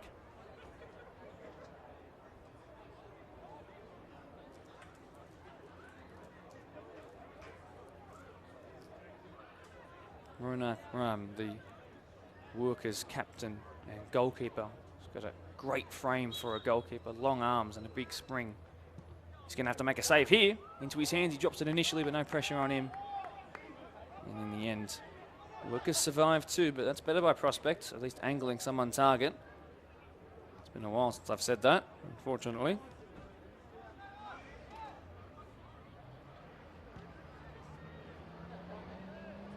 Lots of love for Lachlan Corona in our comment section, but a handball stopped the strike at goal for Workers happening.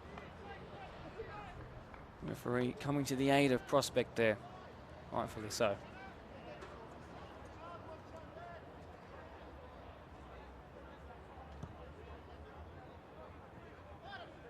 Allowed to bounce, giving Blake Curry some time. Not offside on this occasion, and goes central to Adam Helmy.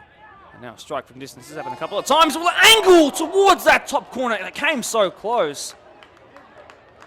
And Ronak Ram is asking his defence, how on earth did you leave a man who has already proved a couple of times how strong he is from long distance shots? How did you allow that much space? And that, by far the closest we've come to a goal in the second half, by far and away. Once again, close but no cigar.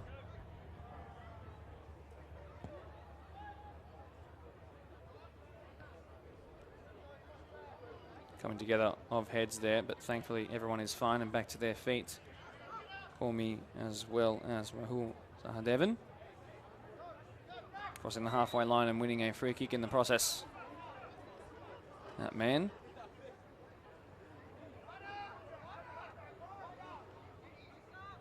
Standing over that, by the way, is brother of first grade defender.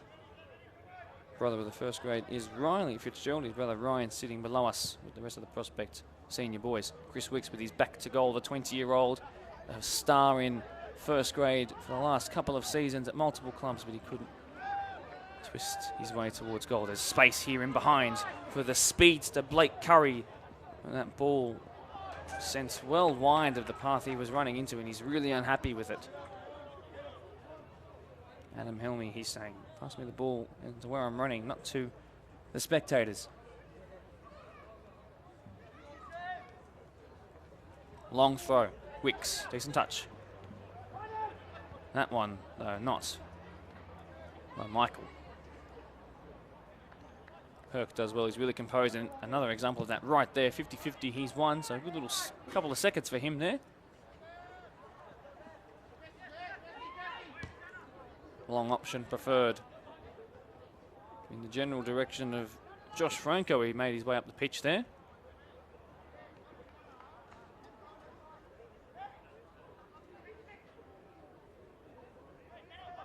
The Wintake and Prospect have had a bit more territory in the last couple of minutes or so. Look at the space for Monzir Cormier. I said he was so dangerous, and that's just completely the wrong decision.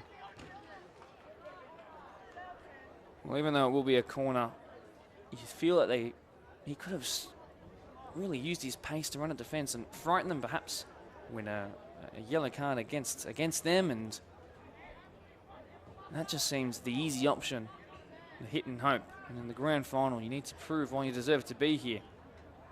In swinging ball, dangerous keeper got a good enough touch on it, really commendable effort there. Last touch off of the keeper though, meaning that this will be a Prospect throw. Dangerously close for a long throw that could be taken, perhaps one that might bounce awkwardly and hit a hand, and medics are being called over from the Prospect technical area.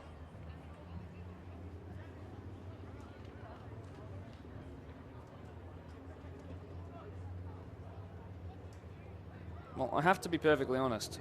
I have, and I mean this genuinely, I have never seen such a large group of people all playing a prank on me, acting as if they're in a library. They are all in on it, and they have all held it together really well for the entire 75 minutes that we've had this game on. I cannot believe how quiet it is out there for the amount of people we've had visiting. One of the other reasons, one of the main reasons, if not the main reason why I think this game needs a goal. Every time they've come close, the crowd's ramped up for a couple of minutes afterwards, and then it's gone back down to this below zero level.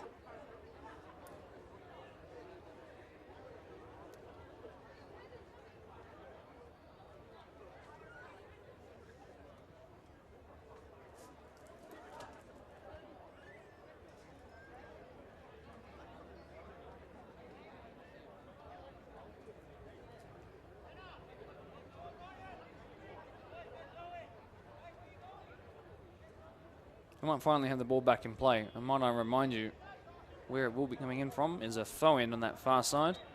And Prospect could perhaps launch something towards goal here. And the answer is no.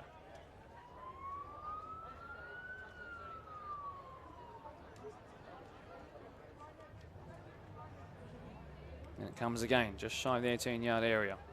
Prospect will recycle this. 2 runners towards the back stick. If that clearance is not good, it would have found them. It was, though.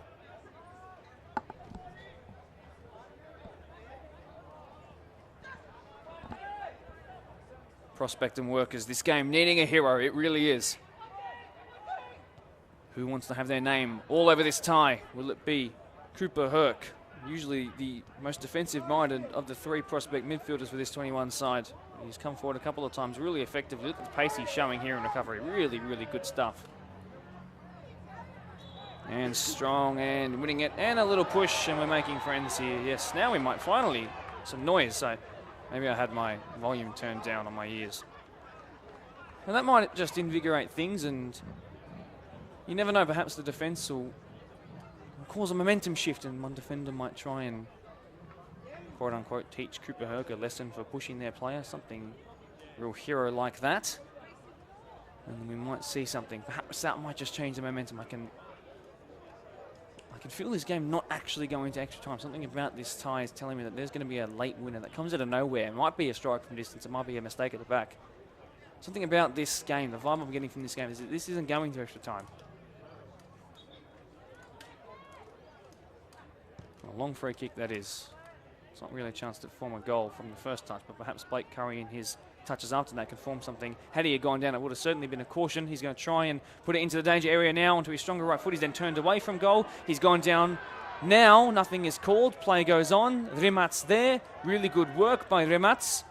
Tries to knock it between his feet in a real Brazilian flair kind of way. It didn't happen. Chris Wicks, this is where he's dangerous. This is where he's dangerous. They're going to probably have to bring him down. Didn't have to. Really good defending in the end. Big tackle. This has lifted the intensity just a little bit, just that moment, and you can see the little frustration with the referee. It all adds towards building that intensity. The crowd now starting to ask the questions of their side. That ball's gone out wide, no offside flag raised. Striving towards goal is Mangat. Now into the box, Mangat squares. Absolutely no one there. I can't believe it. How was no one in the 6-yard box? There's been one back, ridiculous giveaway, and now the strike straight at the keeper between his legs and into his hands finally. And take a breath. Take a breath. Well, it needed it, and it might just cause, look at the gap between the lines here for Workers, although they've come away with it fortuitously. They need to go forward. That's a silly, silly giveaway. And if they were to concede from that, it would have been hand in hands and a moment to remember for all the wrong reasons, but luckily recovered. It's gone all the way back. In the space of 10 seconds, we've gone from one goalkeeper to the other, and between those 10 seconds, the ball was given away for possession 3 times. Workers here, Rahul Sahadevan. Always tending in the second half to go backwards. Needs to go forwards a couple of times. Be positive, be proactive. Trying to feed it through now. Perhaps now to make himself a hero. No, because the offside flag raised. On the turn there. Dilman Mangat. 10 minutes to go. A stalemate still. 0-0.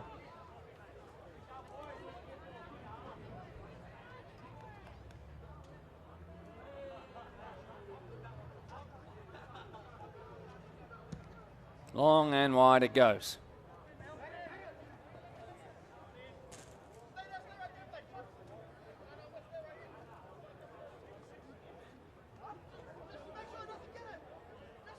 You might have heard my conversation over the mic with the boys from Deploy, who featured to chat about their involvement here with our BDSFA and what they're doing out here with their tent over there to the right-hand side of the screen. And a certain Andrew Head called for this to go to penalties. We are angling towards that now. We are 10 minutes from extra time. If it stays like this, Cremona tries it again. It's always going to be pulled wide, though. Now, I'm starting to think that these long shots are out of more desperation and a lack of creativity rather than anything. Chris Wicks is going to depart after a stint where his best attributes weren't really utilised all that well. Perhaps he's being saved for a latter part of the game if they're predicting it will go that way. back onto the pitch. Or back onto the bench, I should say, and now onto the pitch. His replacement, who is certainly one to bully defenders if need be, not afraid to at all.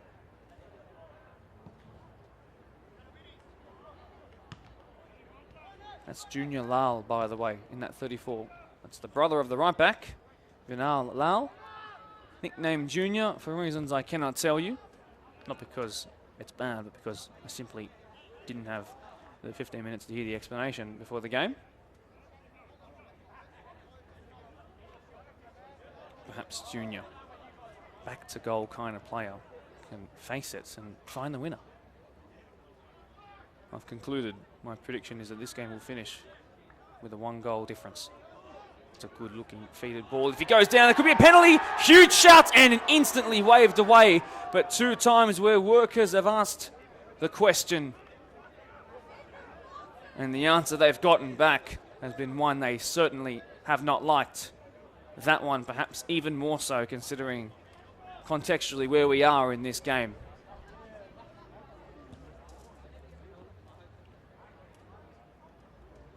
Long throw attempted. Forward comes Rahul Sahadevan. And a really smart save. Intuitive stuff by the young keeper.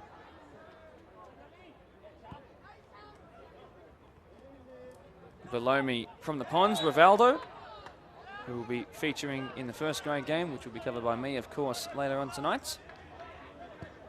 Customary pre-match Red Bull /V. First touch here for Junior Lal.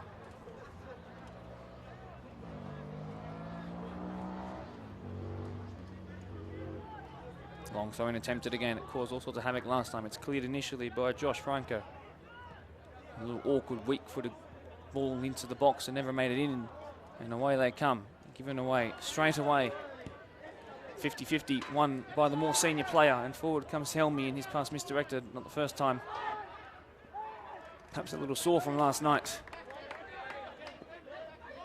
Yohana Joachim, who's been more on the wings in this second half. Not caused much of a change, unfortunately, in terms of their attacking output. Workers encouraged on by that hugely powerful clearance there by their left back. Onzier Komi allowed a lot of space. Can he turn and strive towards goal? Well, he's trying to. He's run into the shadow of our audio box. And then once again forced into touch, and once again it doesn't go his way, and he's asked the question by Adam Helmi, why would you turn into danger? Why would you turn into less space? And the answer is, well, I want this to go to penalties. Disclaimer, that's not what he said, it's a guess. Off comes the number 44 for Workers, Lachlan Skinner, a stint on, becomes now a stint off. In his place, number 41, Riley Fitzgerald.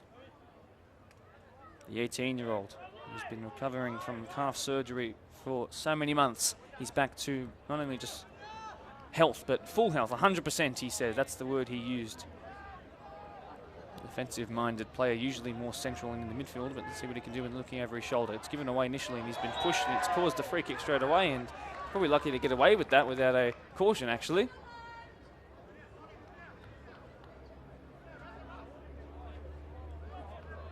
First involvement for young Riley. Here's one that gives away a set piece.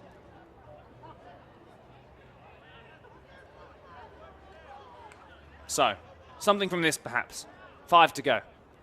Not much injury time to be added on. It's looping about the penalty spot. Monzir Colmy tries to angle it, and then Rimats cleared on that 6-yard line. For Prospects, they're number 21 now, trying to form things here, but unfortunately there. Eamon Helmi, who's come back on. I'll tell you what, the battle between them for who's the better brother at playing football is up for debate. But the battle for who's got the better beard game, by the way, I'm going to have to give that to the younger one. So when you do watch this back, by the way, you've taken that for me. Cremona, who's got lots of love in our Facebook live chat from plenty of supporters around the grounds. Good triangle play there. Now forward comes young Jesse Bingham off the bench and out of possession. One back by Monzia Colmy. Asks for a free kick, gets the free kick, plays the free kick quickly. An accurate pass to Blake Curry, something he's struggled to find so far. Left-footed pass wide. Rimats might try and line it up. It's Rimats still. Perhaps he can be the hero here tonight after all the heartbreak of last night. And then Monzia Colmy, who's got a strong left foot. Is it strong enough to find a shot at goal? No.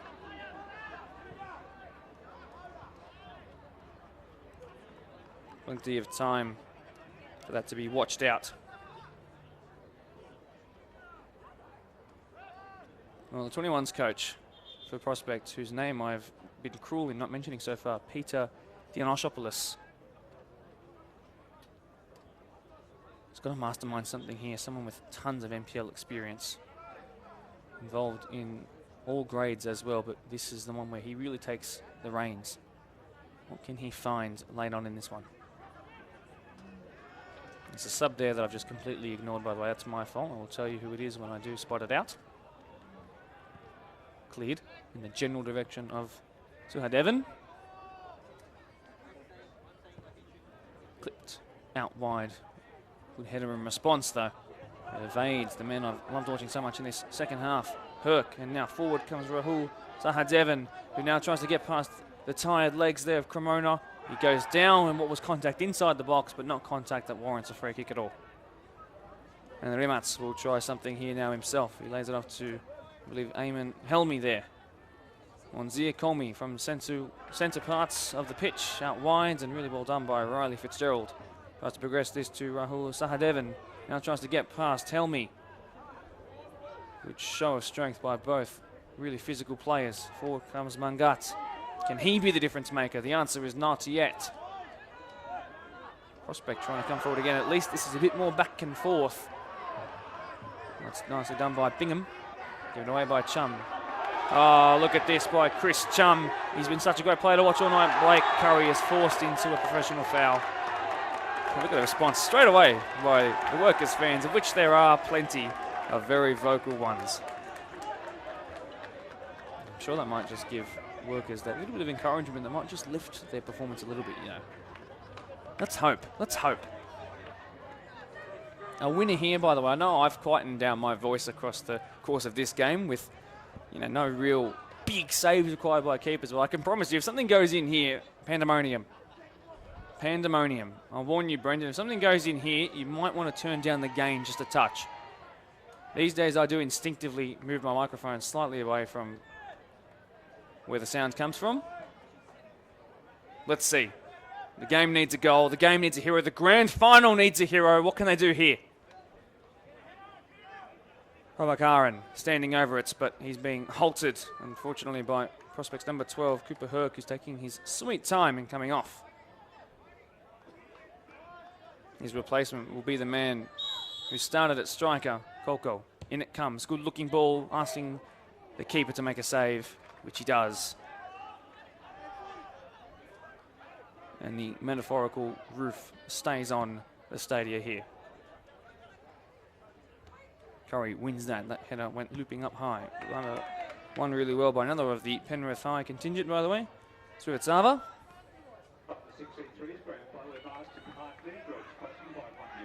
Forward they come, perhaps. Could this be it? No. I don't know why I asked myself. This is clearly going to penalties. Free kick one. A little push and shove, perhaps. A little push and shove, perhaps.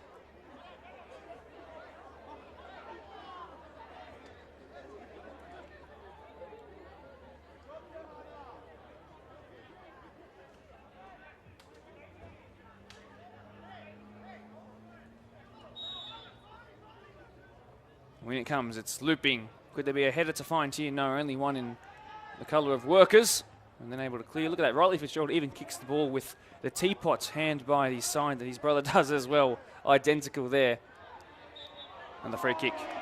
So would you believe me, by the way, if the man who's wearing 13 for Prospect is in fact Matthew Fahuri, who was pivotal last night in making last night's game so entertaining. Had some good moments himself despite the scorelines. I do believe, in fact, that is him who has donned the 13 jersey at the back. So a very, very late inclusion to the bench, having not been able to get here on time for whatever reason, or a late drop, I am unsure. Now a free kick here, surely not. The expected goal for this would be 0.0 Lionel Messi, I'd imagine. Rimats and Monzier Komi standing over it. It's going to be Rimats who goes around the wall and around the post and around the world we go.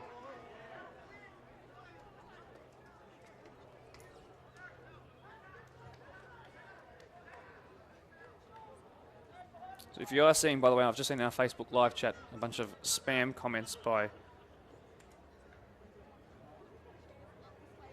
a certain bot account, I do believe. Forgive me sincerely if I am wrong, but there is a link to a first grade game that's happening in a couple of hours from now. That's not ours. Do not click that. Rimats, who just took that free kick, then megs his man, then puts a little clothesline around him, and a little love tap there, and away we go again. Play goes on as we go into we are well into added time, in fact. Rimats, could this be the winner? Blake Curry gets out of his feet, and then a block. Still Curry trying to find it towards goal. He slips, he slides, and no goal.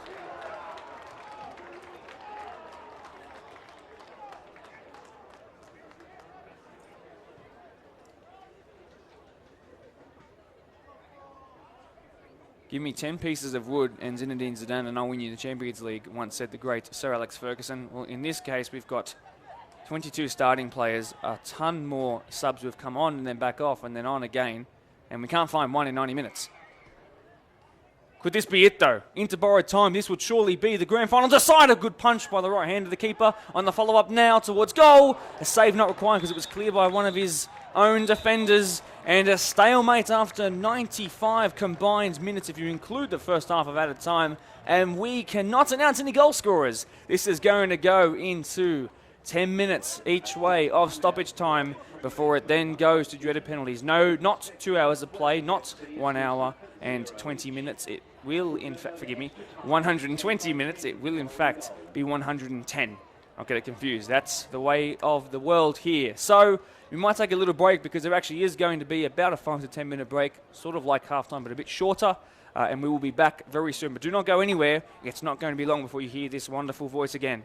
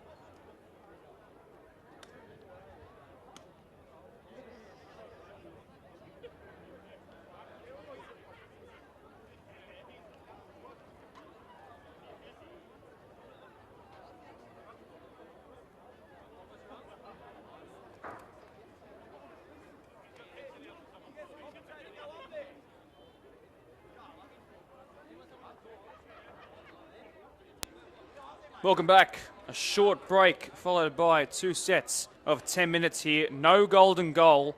And just a reminder, not 15 minutes, 10 minutes. And then we will need penalties.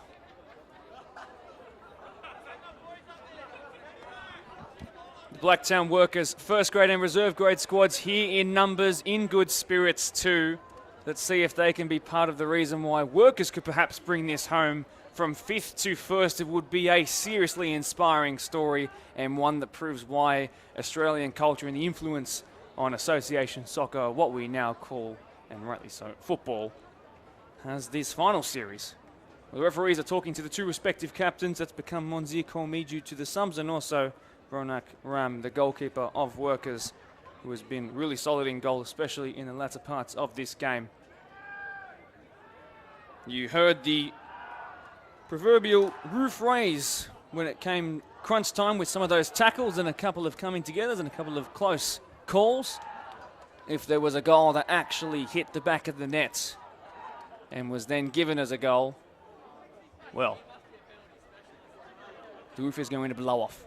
It's simmering. It's simmering, and while it's not staying quite high at an average, when it does eventually go in,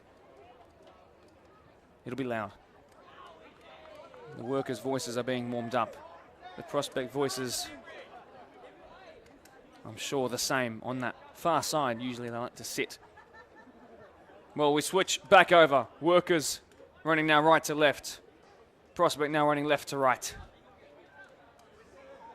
Blacktown Workers first grade did find a winner at this venue against the team they eventually knocked out of the finals in that first grade, Mariong, when they found a winner 89 minutes on the clock thanks to their captain from the right-hand side. Now running to left. This stint will be, if it goes that far and needs a goal that late, it'll be coming on the right-hand side in that second stanza of extra time. Perhaps it's something that'll repeat itself. You never know. The football gods like to write weird things like that, and I do believe in them too. CEO Diego Maradona. Calls for a handball have waved away as forward they come straight away. Prospect have a 3-on-3 here. The ball flicked over and Chris Chalmers solid as ever. The clearance matching that.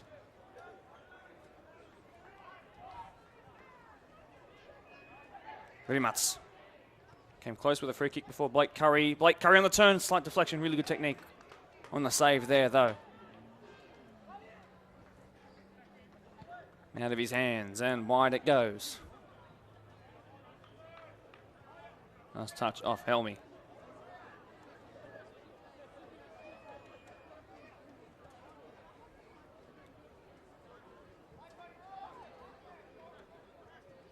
Throw in taken as quick as Riley Fitzgerald could take it. Colmy, who's been a lot more defensively involved, it's given away, but play will go on to try and find an advantage. Chris Wicks, who's come back on, by the way, of course, interchanges, not just substitutions at this grade. Free kick one, given away by Blake Curry. Listen to the support now. Listen to the support. Lots of workers below me, particularly to my left.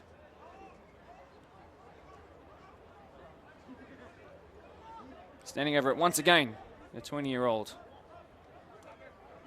Jana Pamakaran had something similar at the end of the game in regular time. Now in extra time, a bit closer. Can this give a different result? Chris Wicks trying to flick it on. It's headed away, missed initially. A little free kick, a little nudge has resulted in that free kick. The whistle not quite blown loud enough for most people to hear it. Only because I saw the referee, having seen the push, I looked at him instantly. I saw him raise his right arm towards the right-hand side of your screen. So just letting you know, by the way, in case it wasn't already obvious, the 5 p.m. scheduled time for kickoff for the Reserve Grade PL1 clash obviously has been pushed back, and then once it finishes, the presentation will happen, and then of course it will be pushed back another 15 or so after that. Monzir Colmy persevering as ever, but hard to beat the heart of Chris Chum, nor his low centre of gravity and his real good vision as displayed there. He's going to receive it back here and run inverted. And he has to be really careful not to give it away there. He's then gone down and clutching at that right leg. Hopefully he's okay. Wide, that's gone into the gap that he's left open. It could be from hero to villain for him. He's come so close. Now Blake Curry could have gone down perhaps again. Monzir Colmy tries to give it back to the danger man, Curry. Unfortunately not to be this time. A little pullback there and now striving forward once again, and Workers a physicality battle here, up and down. Where's the ball going to land? Maybe a striker goal finally, be the first in an age here. Should he have gone down? He does eventually, but it was too awkward to convince the goalkeeper. Well, don't take up charades full time, boys. A sub being made, or should I call it an interchange being made?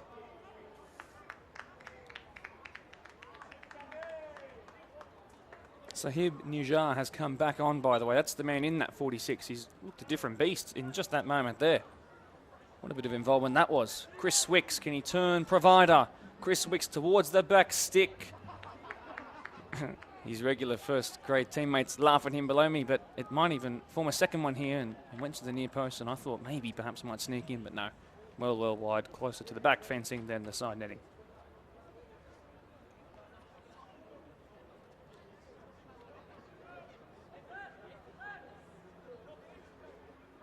The sun now, by the way, back into the eyes of Workers, and as it goes between the trees, depending on where you stand on the pitch, it hits you and then it's shaded away, and then it hits you and then it's shaded away again. It can put you off even worse than just perhaps hitting you the entire time.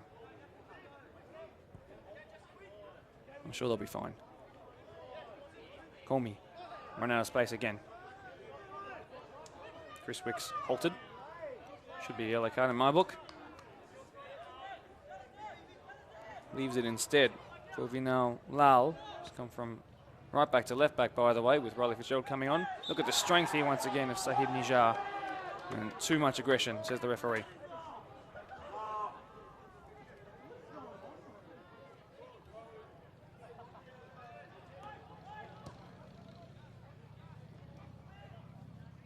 Long ball, don't let that bounce because look what it could cause. Perhaps now Rimats towards goal. No, he back heels too cheeky and outsmarted himself and his own teammates as well as the defence. Cremona striving forward. Rimats finds it off the loose touch. It's still Rimats again, who's had a real strong, consistent stint without going back off. Wanzir Komi, left-footed player, left-footed strike, and it's left for dead over the goal.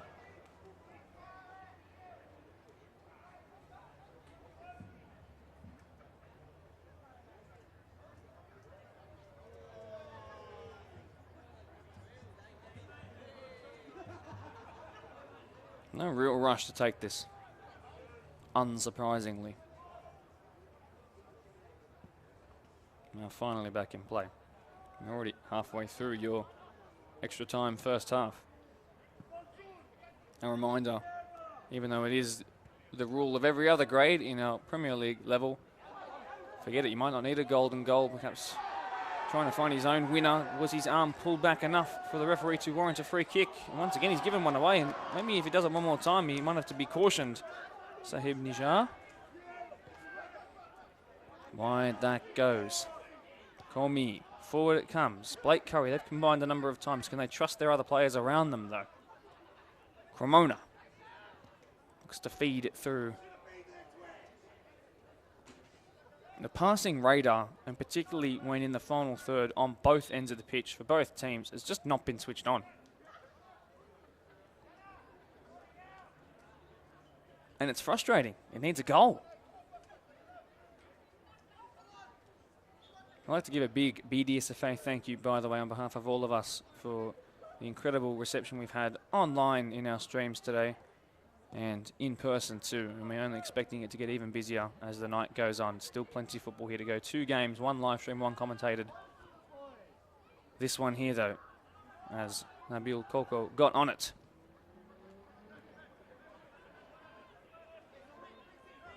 Now workers working their way forward. Past the halfway line. Chris Wicks onto his left-hand side, not as strong as his right. Is forced to go backwards off of that. Now we might try to drive at the defence. Rapidly quick. Doesn't beat the first one, though. Skinned there past Rian Michael. Helmy receives it back again. Probably didn't want it, though, because it had turned into a trio of workers players who have snuffed it out straight away. And then the turn away from danger. Mighty line it up. Mighty line it up. Mighty line it up. Into the hand of his own player. It's just one of those games. It's just one of those games.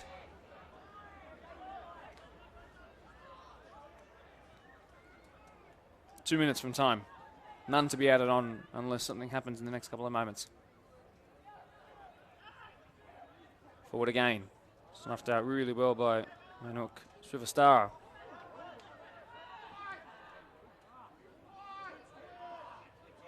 Curry again.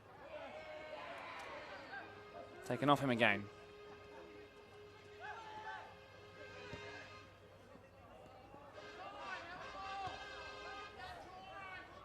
Wide it's gone. Out of play it's gone. 90 seconds left in this first half of extra time.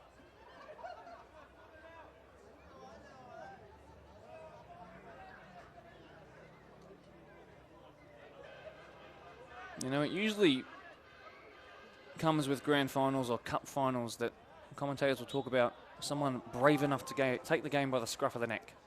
And it's difficult because, you know what, if somebody takes the game by the scruff of the neck and then misses from 6 yards after dribbling past 4 people, yeah, the first 4 dribbles were fantastic, but if you miss it then with an open goal, you become not just a villain, but you become a villain who's looked down more upon for doing too much and then not coming away with the rewards.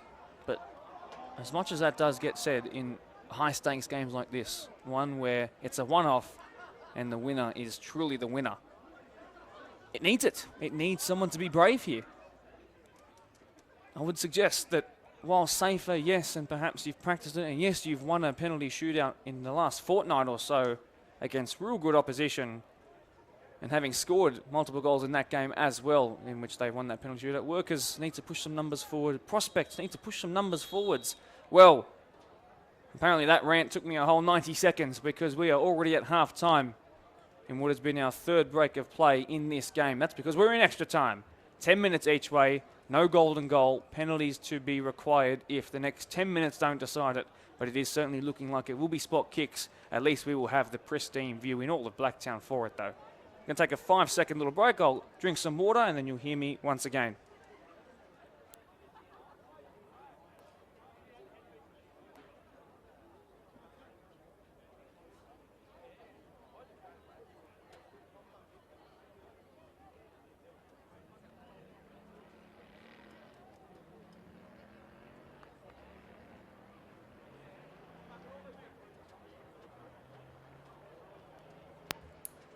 I don't think anybody here understands how bitterly upset I was when I looked at my water bottle, it was empty, and that the packet of red frogs that I brought up with me is also empty too. Can't say I wasn't invested in the game.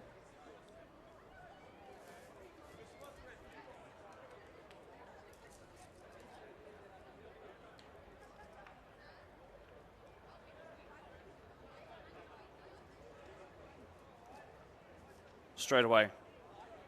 Back out there.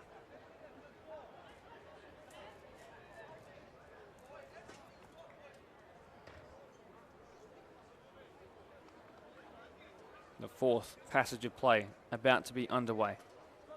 Crowd building, seats now very difficult to come by on either end of the stadia. Kick off again. 10 to go. A sixth of an hour to separate things. I would say, is it enough time? The play styles have changed a little bit. Look at the space in between the lines. Look at the midfield and the attacking line here. Forward it goes. It's going to help them in this instance. Chris Wicks asking for the ball. There is enough time for a winner. There's enough time for two. Here might be one.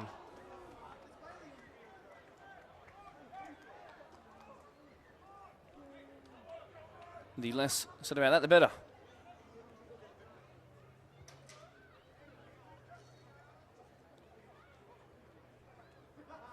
Well, to a clearly displeased contingent of Quakers juniors and Marion fans who were meant to be playing at 5 p.m. We're now well past that, of course, which is fine. We account for that time. But they're all set up and ready to go. Gazebos have been up since Friday. There are people here wondering why the green colours that they've worn are not matching any of the teams out there. That's because we're not at that game yet. Long and well clear of the halfway line by Cremona. Involvement there for Nabil Koko. Wicks, look at the pace, even taking the outside line there. Touch for Michael. Now for Prabhakaran.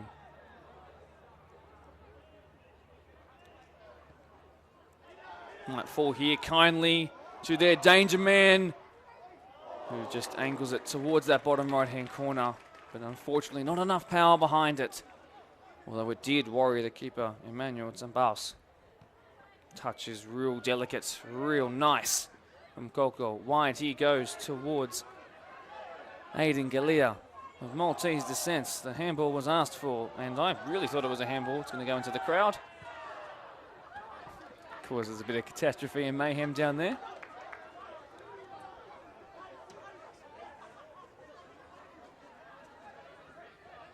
Central it goes, and back to the throw-in take of Cremona. Passed by Helmy towards Colmy. Might line it up. Will Adam? No, he didn't. And then Koko tries to twist around his oppressor.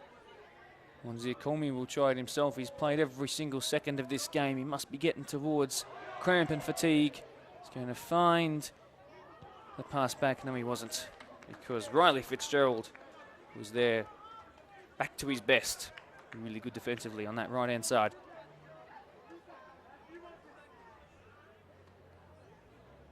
Well, we're a quarter of the way through this last 10 minutes.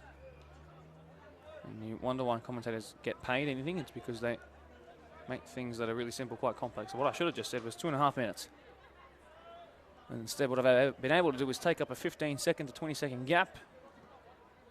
And you'll have a little chuckle to yourself. In it comes, in swinger. Keeper should come for it. He's been opted to punch for it again. Should be cleared this time. Maybe the follow-up strike by prospect. No. Eamon Helmy couldn't get around it. I hope that the coaches are encouraging their players to hit the ball from distance. Why not? Space opening up for just that situation. The crossbar struck almost 2 hours after the first time it was struck in what seems like a lifetime ago in this game. Close, but no cigar.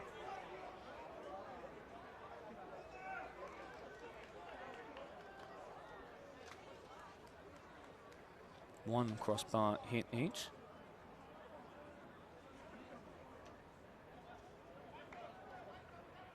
Can we have a scoreline judged off the woodwork being hit? Well, even though that was decided the game, we'd still be at a stalemate. 1-1. The game is destined for a draw. Good touch there, good connection, and maybe if it's allowed to bounce it, could be awkward for them. No, of course, good defending there in the end. Flicked on in the general direction of Sahib Nijar, who was outpaced in the end by Fahouri. It's really good work by the younger of the two Helmy brothers. It's a prospect ball, not that all the players from Workers know about it yet. They'll be asked to come back and defend. The older of the Helmy brothers now gets on it and gives it away. Forward here comes Johanna Joachim. Striving forward is Michael, looking to pierce it in behind. And instead, it's another goal kick.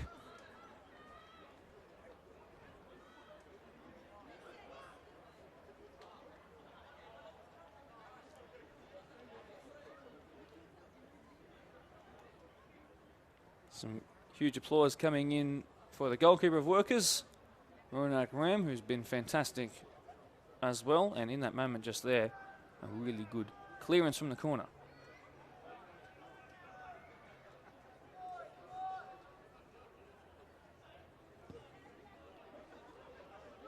Halfway through this second half of extra time. 5 from penalties. Although, could it be changed here? The perseverance of Jana Prabhakaran almost resulted in things opening up in front of him, and maybe one more touch would have found it. Aiden Galea, who's got relatively fresh legs, having come back on, and it's a really good clearance in the end by Laruk Suvastava.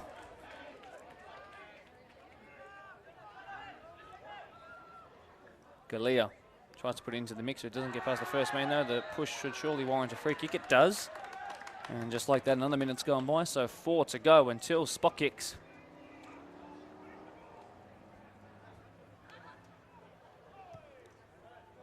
Up the line for a relatively free to do whatever he wants. And now he's given it away, too much time and space. Forward comes Srivastava. Last 1, past 2. He does this so often, but not enough in the sort of last hour of this game. It's pushed forward this time. What can Chris Wicks do? Chris Wicks, so often the hero for Workers. It's been cleared in a very late corner in this game. Somebody's car just got hit. Asking for another deploy ball to come on. So very final changes at this point now. These are the guys who are going to take penalties. Most likely the guys who scored penalties 2 weeks ago for Workers in a penalty shootout. We did have a ball though. Casper the friendly ball, a new brand of deploy footballs that they're going with this year.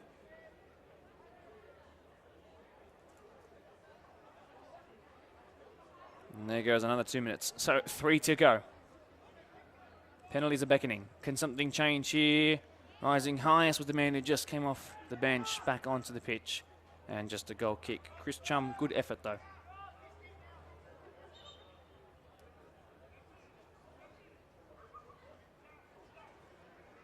Yes, and Prospect taking the hint as well. Peter Dionoshopoulos. Encouraged to make 2 changes late on, but likely one, so we're only going to get a couple of touches, perhaps none, before they take perhaps the 10 most pivotal. Will we even get to 5 each from the spot? Who knows? Back on are their very experienced defenders, most likely guys who are just going to hit it hard and low and true.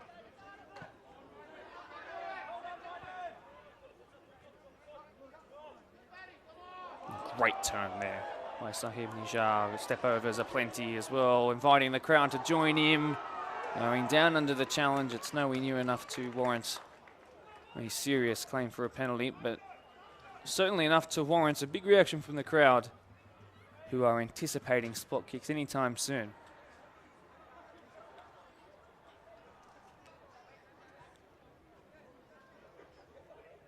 Long throw-in, flicked on there. And then maybe now.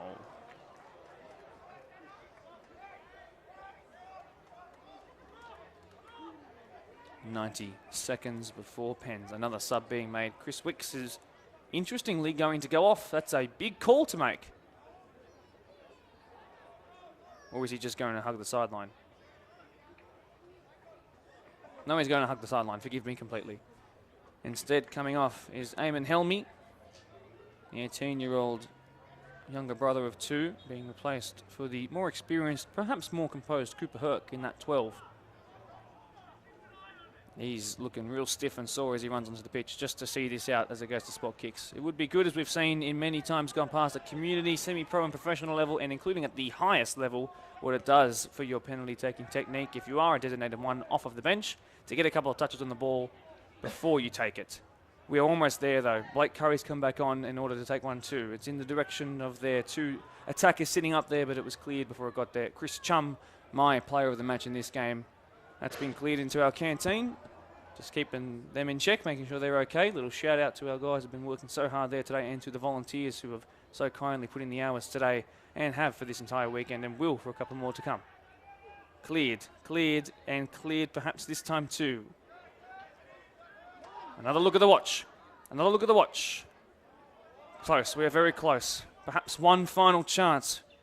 It's clipped forward, hit and hope at this point, and the save into the hands of the young keeper is going to spell penalties. Well, a stalemate after 110 minutes. It's not something that happens too much in football, but 2 teams that were, in truth, scared to push too many numbers forward in fear of the counter-attack, perhaps spelling the end of the game. What happens now, though, is we will choose a side. The referees will choose a side, and there will be spot kicks. By spot kicks, if you are new to the sport, you will go 11 yards from goal. It's just 1 kicker, 1 goalkeeper, and the aim is to score. It's best of 5. Sometimes we don't get to 5. You can go as little as 3 if 3 are scored and the other team missed 3.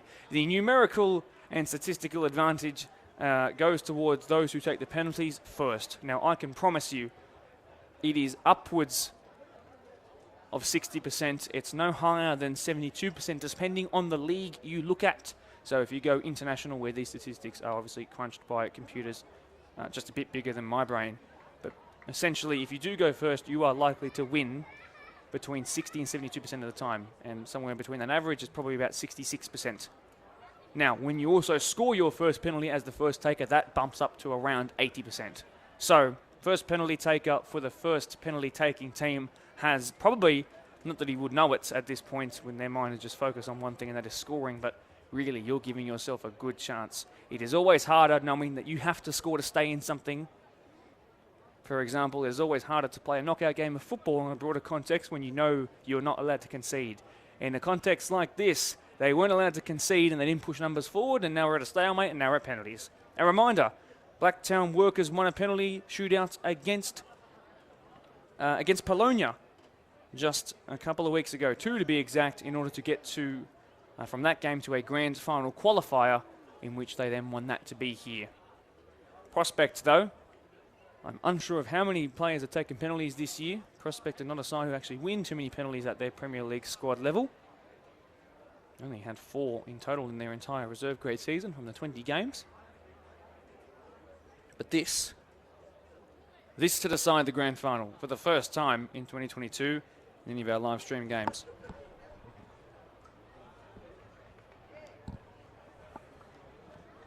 A final huddle before the two captains come together for what will assuredly be the final time before the result is officially decided.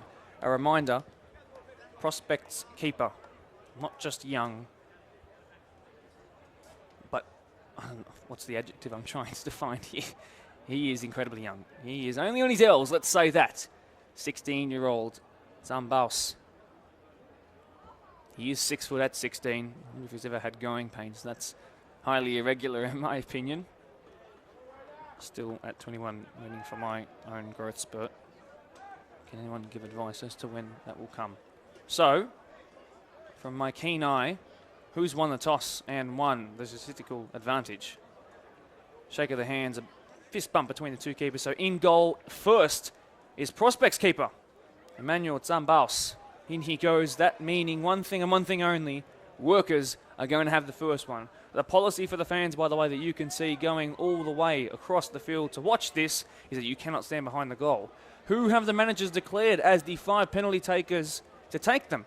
A reminder, again, if you're new to the sport, you must write down the first 5 on a sheet of paper that is submitted formally. From that 5, if it's required to go into sudden death from there, it's no longer best of 5. You just go into sudden death. Score 1, they miss, you win. It is completely random from there. But right now, these are 5 selected penalty takers, most likely to be those who took and scored them 2 weeks ago in their win in that semi-final qualifier. Up first, it's my player of the match for Blacktown Workers, the 19-year-old Chris Chum, who wears 35 on his back, to get them off to a great start. Chris Chum. And it is a great start. It's a great penalty. You can see he celebrates with his keeper, and you can hear the crowd roaring with excitement as finally the ball hits the back of the net for the first time in what feels like about 3 hours, and it wouldn't be too far from it either. So, first penalty, Chris Chum, a goal. The one to respond, the man who spent the entire 110 minutes plus stoppage time added on the pitch, Monzi Komi. First grade experience aplenty for him across multiple years. 21s is where he's really asserted some dominance, the young man. He wears 10 on his back. It's the most iconic number in football. Can he find the penalty to score and equalise things? Down the middle, as composed as you like. Well, that's his night done, unless we have a 1 in a million where we have to go back after all 11 penalty takers have kicked. I say 1 in a million. It happened with a Prospect Premier League team, their first grade, just 2 weeks ago. Ooh, and a little bit of nerves very clearly showing on the body language and gesture there by Johanna Joachim, who asked his workers faithful to his left to just quieten down, let him focus on this. Born in Cairo, that's Egypt's capital, by the way. He came here at age 4. His name is of a Turkish ring, but can he find the back of the Blacktown Football Park net? He can't. And you know what? It was all in the body language. The crowd has got to his head, unfortunately. The young man, very well spoken in the pre-game chat that I had with him, and it hurts to see. It hurts to see. Well, I talked about at distance, at length too, what it means to take the first penalty in the shootout and give you the advantage. The first one to slip up though, Johanna Joachim for Blacktown Workers, who slouches and then lies down, head in hands. He doesn't want to watch the rest of this. Helped to his feet by Chris Wicks. And just like that, David Yada of Sudanese descent. He plays alongside his cousin as the 2 centre-backs, hands on hips, a quick run-up, hit it, and score it, stinging the palms, breaking the fingers, and frustrating the goalkeeper, the captain, Ronak Ram. And unfortunately, as good of a game as he's had, he let that one through there. He should have saved it.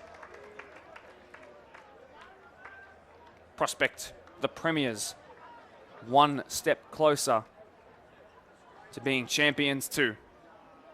A reminder as well, considering that club championship points are decided by first grade and reserve grade, the 21s went into this competition not with the hopes of getting their team promoted into PL1. There's only one league for our 21s. They all combine into the one, meaning that when they started this season, the sole reason to be here was to win this game here. Here they are with the advantage. Can they keep themselves in it? A really good penalty. A really good penalty by the very experienced Ronak Srivastava. The man who's been clearly recognisable with those white skins underneath those black workers' shorts. Caps off a real solid defensive performance, a clean sheet with a nice penalty there. But really, he had to score that. They are still behind. Reserve grade regular Nikola Rimats coming on. He's got 3 free kick goals this year, the highest I've heard of. 13 goals, 8 assists in open play. What about from the spot? Rimats! Oh, that is deft as you like. Call on me, he says. Well, they did, and he scored, and that's the advantage.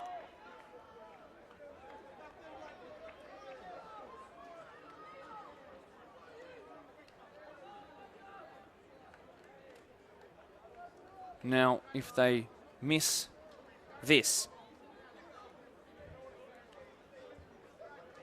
Prospect will be allowed to take theirs. If they score it, they win. This means everything. Their other centre-back. A perfect penalty. A really, really composed penalty. But now the pressure's on. The pressure's on their captain, their goalkeeper to step up. Lachlan Cremona will be taking the penalty. The 16-year-old who's managed over 30 goal contributions this year. Really good from the dead ball spot. This is not to win it. This is to mean that they would almost be there. It's Lachlan Cremona, formerly of Prospect's NPL side, here now to play with friends. How about the finish from the spot? The finish from the spot, wonderful. No hesitation in his run-up, no hesitation in the body language, composure beyond his years. Really fantastic stuff. And Blacktown Workers, who won a penalty shootout in the final series, then lost a penalty shootout to bow out.